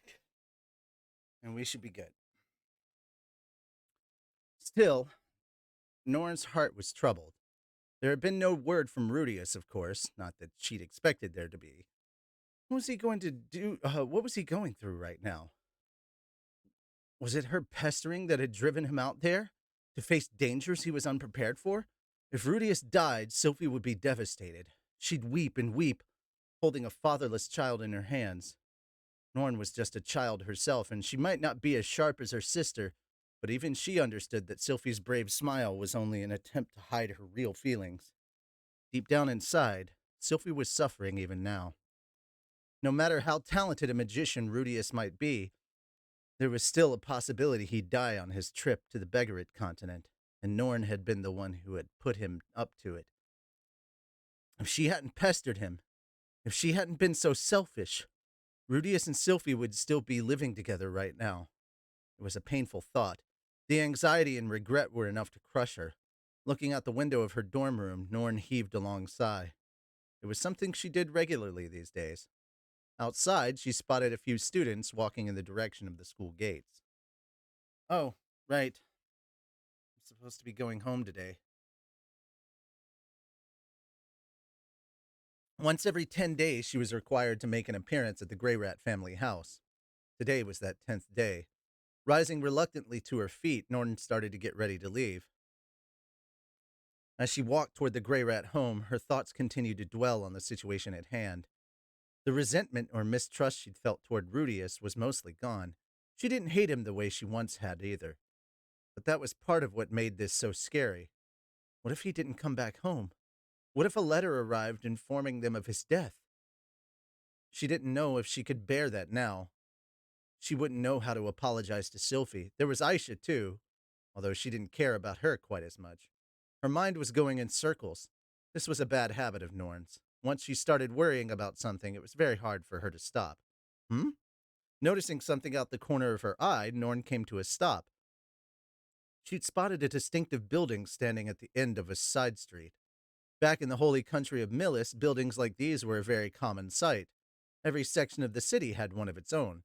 But since leaving that land behind, she'd seen very few of them. Is that a Millis church? I didn't even know there was one in the city. It wasn't built exactly like the churches in Millis, so it felt a bit odd to her. But its white color and basic design still made its function obvious. Come to think of it, I haven't said many prayers lately. Norn was a member of the Millis faith back in the holy country. When she was in care of her mother's family, they'd brought her along to church on a regular basis. She'd learned the basics quickly enough, not something she'd consciously chosen to do herself, but she didn't feel like her family had forced her into it either. It was important to learn the church's teachings in Millis. Everyone expected you to know them and obey them. Still, she wasn't exactly a passionate believer. After leaving Millis behind, she hadn't felt the need to wander around looking for churches to say her prayers in. But today, Norn found herself turning down that side street. The interior of the church was, in contrast to the street outside, rather tranquil. It certainly felt as if she'd stepped into a sacred space. The hush in the air, the imposing design of the building itself, the hint of warmth. It was all familiar to her. The ceiling was a bit lower than those of the churches Norn remembered, but the orderly rows of benches were the same, and so was the sacred shrine in the rear. Feeling a bit nostalgic, Norn made her way up to the holy symbol of Millis, kneeled down, and joined her hands in prayer. And joined her hands together, sorry. She hadn't prayed in years now, but her body still remembered how to do it. Great Saint Millis, hear my prayer. Bring my brother home safely, and my father, and my mother, and Lilia too. Norn felt a brief stab of worry that she might be asking too much by naming everyone individually like this. Saint Millis never interceded on behalf of the greedy. It was important to keep your wishes modest, and yet she decided only to rephrase her prayer. Please help everyone make it back safely. If Millis saw fit to grant this plea, Norn's family would finally be whole again, and they could finally live together for the first time in many years. That was what Norn wanted more than anything. In fact, at the moment, it was the only thing she really wanted. If even that was asking too much, she wasn't sure what she was supposed to do. By the time she finished her prayers, Norn was feeling a bit better. Maybe the atmosphere in this church was nice, or maybe she'd managed to sort out her thoughts by putting them into words. Either way, she found herself thinking, I should come again. Norn attended her classes, did her exercises, and then headed to church after school. This soon became her new routine. When she prayed, she always felt a little better afterwards. It felt like she was doing her part somehow. But then one day, something gave way inside her. Please let everyone come back safe. When she murmured the words she always did, a tear trickled down from her eye. It ran slowly down her cheek before dropping off her chin. A second followed it, then a third, and all of a sudden the dam had broken. Norn knew, of course, that she was only consoling herself by coming here. Praying made her feel like she was doing something, but she wasn't, really. There wasn't anything she could do. That was how things always had been, and it was how things would always be. She was powerless, and she knew it. Sniffling, Norn covered her face, although there was no one here to hide it from. She felt she felt pathetic and frustrated. She hated how useless she was. Why are you crying? The voice seemed to come out of nowhere. Startled, Norn looked up and around the church. She thought she was alone. There was a priest who ran this place, but he often wasn't around at this hour. That was why she usually had the place to herself. But today there was someone else here, a young man who had just emerged from the confession booth. He looked about the same age as her brother Rudius. His hair was long enough in front that she could only barely make out his eyes. Something the way he looked at her made her think he was the headstrong type. Who are you? The young man frowned irritably at the question. What, you don't recognize me? I'm Cliff Grimmore. I'm a novice at this church. Just started here this year. For a mere novice, this young man seemed a little full of himself, but that arrogant tone helped spur Norn's memory. She met him once before. He was a friend of her brother's and a somewhat notorious student at the University of Magic. Now that she thought about it, she'd seen him at this church as well. When they said Mass here, he was often hanging around helping out the priest. Oh, right, of course. Hello.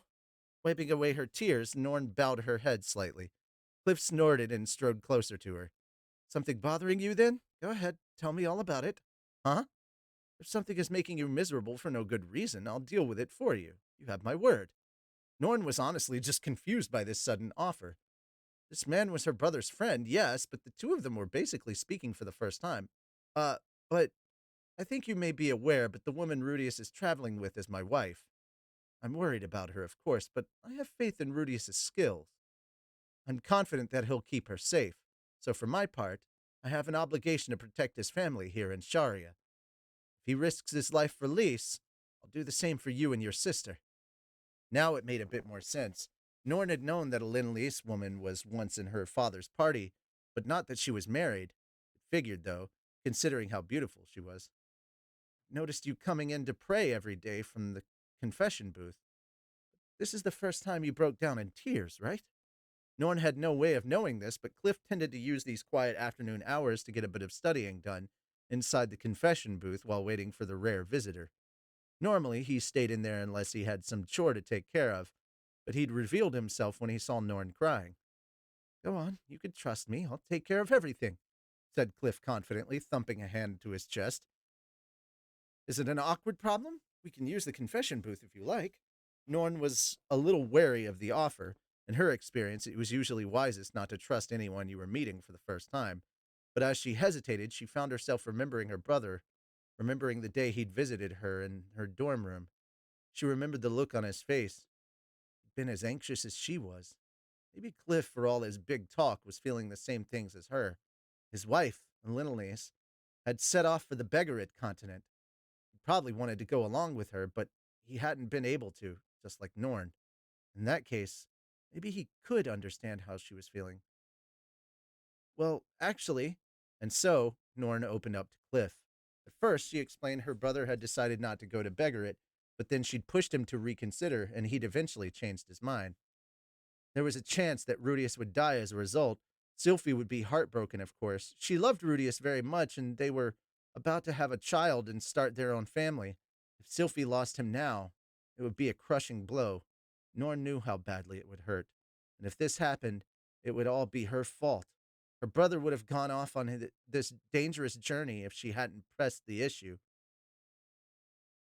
When she heard her father was in trouble, she'd been desperate to help. She wanted very badly for Rudius to go save him, but at the time, it hadn't even occurred to her that he might not come home. All she could do now was go to school, attend her lessons, and say a few prayers in the afternoon. But her prayers were just a way of comforting herself. She was powerless. There was nothing she could do to help. The more she thought about that, the sadder it made her. That, Norn concluded, was why she'd started crying. What? Is that all? Cliff replied with a dismissive snort. What do you mean, is that all? Norn had expected Cliff to understand, so his words felt like a kind of betrayal. But despite the sulky glare, Cliff snorted once again. Listen, I'm not trying to brag, but I hail from Millis. That's where I came from, too. Let me finish, please. I'm the grandson of the Millis Pope. I was mixed up in a power struggle there, so my grandfather shipped me off to study here. In other words, I can't just go back home anytime soon. No matter how much I want to help my family, I can't do a thing for them. I'm a lot like you, in other words. What do you think I should do about that? Why are you asking me? I don't know. She didn't have an answer to that question. That was why she'd been crying. That was why she'd turned to him for advice. I see. Fortunately, I'm something of a genius, so I know the answer. Would you like to hear it? Hmm? Yeah, please. Cliff's tone was getting on Norn's nerves, but she did want to hear what he had to say.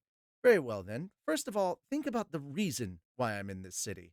I was sent here because of the power struggle back home. Why? Because I'm too weak to defend myself. I'm young, inexperienced, and have no real authority. It would have been very simple for them to abduct me and use me as a hostage. My grandfather's a sharp, ruthless man, but I'm a valuable part of his plans for the future. If his enemies kidnapped me, he would be forced to listen to their demands. No one could understand this. It wasn't so difficult from the reason she'd been left behind here. If she were as powerful as Rudius, she might have been traveling with him right now, or even making her way through the Begarit continent on her own. Basically, if I want to avoid becoming a hostage, I need the strength to defend myself from violence. Strength? What do you mean? I'm not talking about physical power. In my case, I'm focusing on studying, gathering as much information as I can, and learning new magic. Oh, and making friends counts too, especially if they have unusual skills or might rise into positions of power. When you've got strong allies on your side, it's harder for your enemies to hurt you. This last point was something Cliff had only come to realize fairly recently after falling in love with the little Elise and making friends with Rudius. But there weren't many people out there who could tolerate his attitude, so he hadn't expanded his own social circle very much as of yet. Apart from Rudius and Zenoba, there was maybe Nanahoshi, but that was about it. So you're training yourself, basically? Asked Norn. For what? If I'm suddenly called back home to Millis one day, I want to bring new skills, new magic, and new connections with me. I'll make use of them to help my grandfather and quickly secure myself a lofty position in the hierarchy of the church. This was all just a fantasy at this point, of course, but Cliff believed in it earnestly. As long as he trusted in his abilities and worked to develop them, he was sure this future would come to pass. That's never going to happen, though, muttered Norn, staring down at the floor. No one was going to call her to the Begarit continent any time soon. Even if they did, she wouldn't be of any use. If her brother and her father couldn't deal with the situation by themselves, she certainly wasn't going to be of any help. Oh, but it will. Not tomorrow, and not the day after tomorrow, but someday there will come a day when our strength is put to the test. Perhaps it will be a year from now, perhaps 5, or even 10. Listen, Norn, there isn't much we can do now that we've been left behind. If we tried to go help, we'd only get in the way. I know that. Good. This is the very reason why we need to use this time effectively. We need to focus on the few things we can do, and we need to grow stronger. This happens to be a teaching of the Millis Church, by the way. Cliff reached into his robe and took out a small copy of the Holy Scriptures. He proceeded to recite a passage from memory without even opening the book. Atomos, chapter 12, verse 31. In these times of suffering, the righteous one endured. In these days of hardship, he cultivated his strength.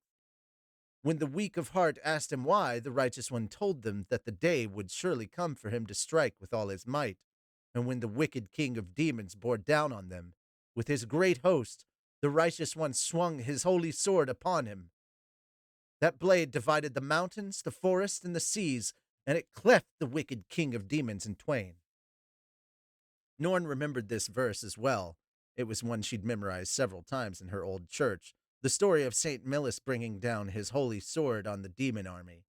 The power of that weapon was so great that it reached from Milishion to the Blue Worm Mountains, and then to the Great Forest, and then across the ocean. It struck the Demon King at the spot where Windport now stood, killing him instantly. The place where Millis launched this attack was now known as the Holy Sword Road. The stupendous might of St. Millis is what most people remember about this passage, of course, but its true importance lies at the beginning. Even Millis himself was not omnipotent. He needed to bide his time and gather his strength before he could bring down the holy sword on his enemies. If you look to the history books, you'll read that the Millis army fought a great battle against the demons on the northern coast during this period.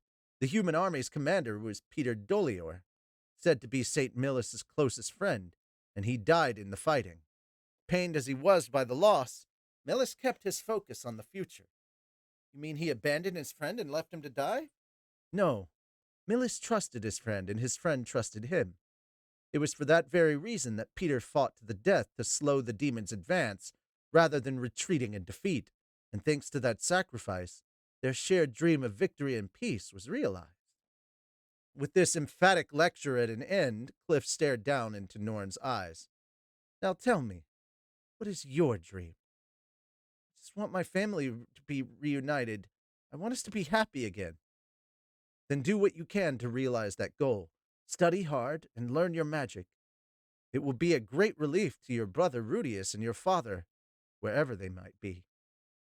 What am I supposed to do after that? After I've learned what I can, I mean.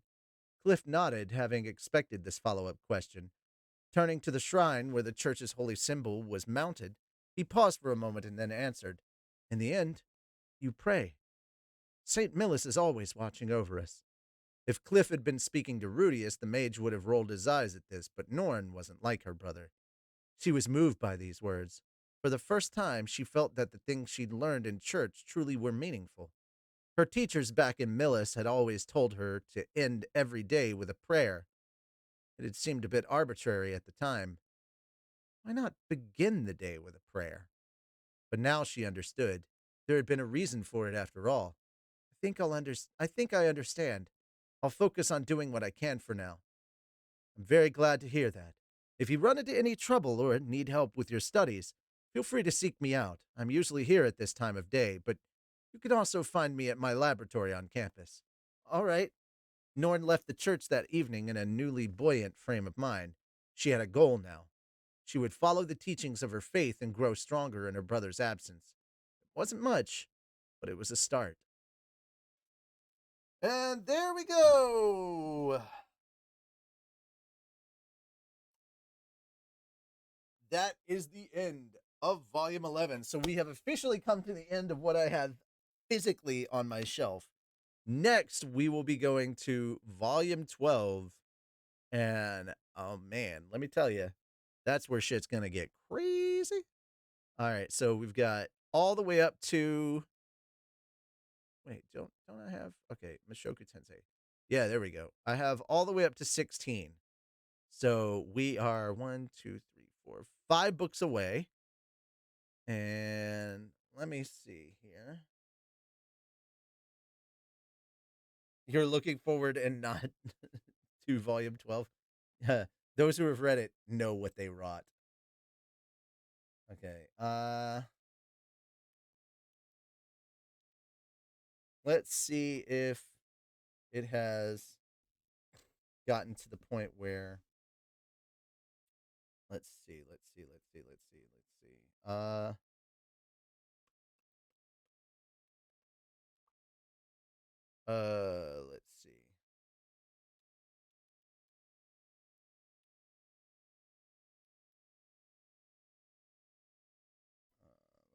Okay, volume 17. It does not look okay, so it's still just saying only paperback for volume 17. It says July 12th, which means sometime in June is when we'll be getting volume 17. So I would say we're probably closing in. I'm gonna have to make a new image now because we made it to 12. Oh, I can close that out. Actually, there we go. Manage requests, and now I'm just gonna. Oh, okay. Well, I don't have any new ones. Dope.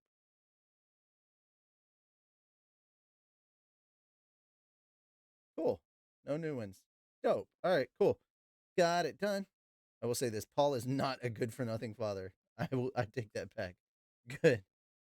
You have up to level. You have up to volume 14 in physical copies at the moment. Dope. Yeah, I've got all the way up to 16 in digital right now. Pretty good. So from the sound of things,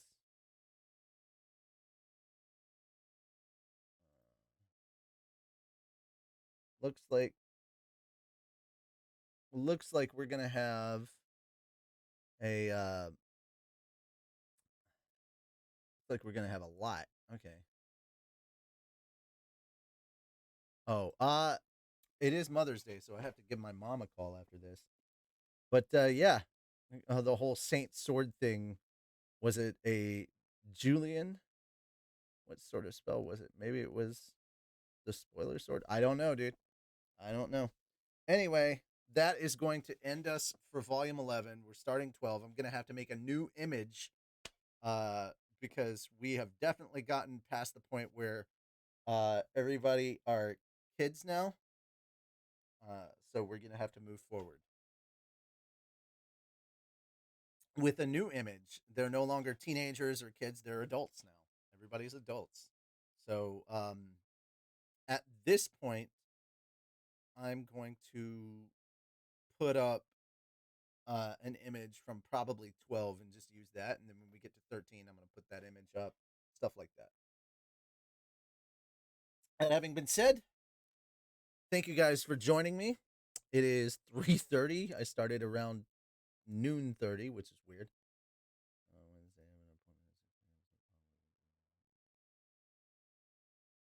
All right. So I will see you guys later. You all have a good one. And I'll see you all tomorrow for What the Fell and Slime. Thank you for all the exercises. My body hurts all over. But hope you have a good rest of the day. And don't forget to uh, say hi to your moms on Mother's Day. Bye bye for now.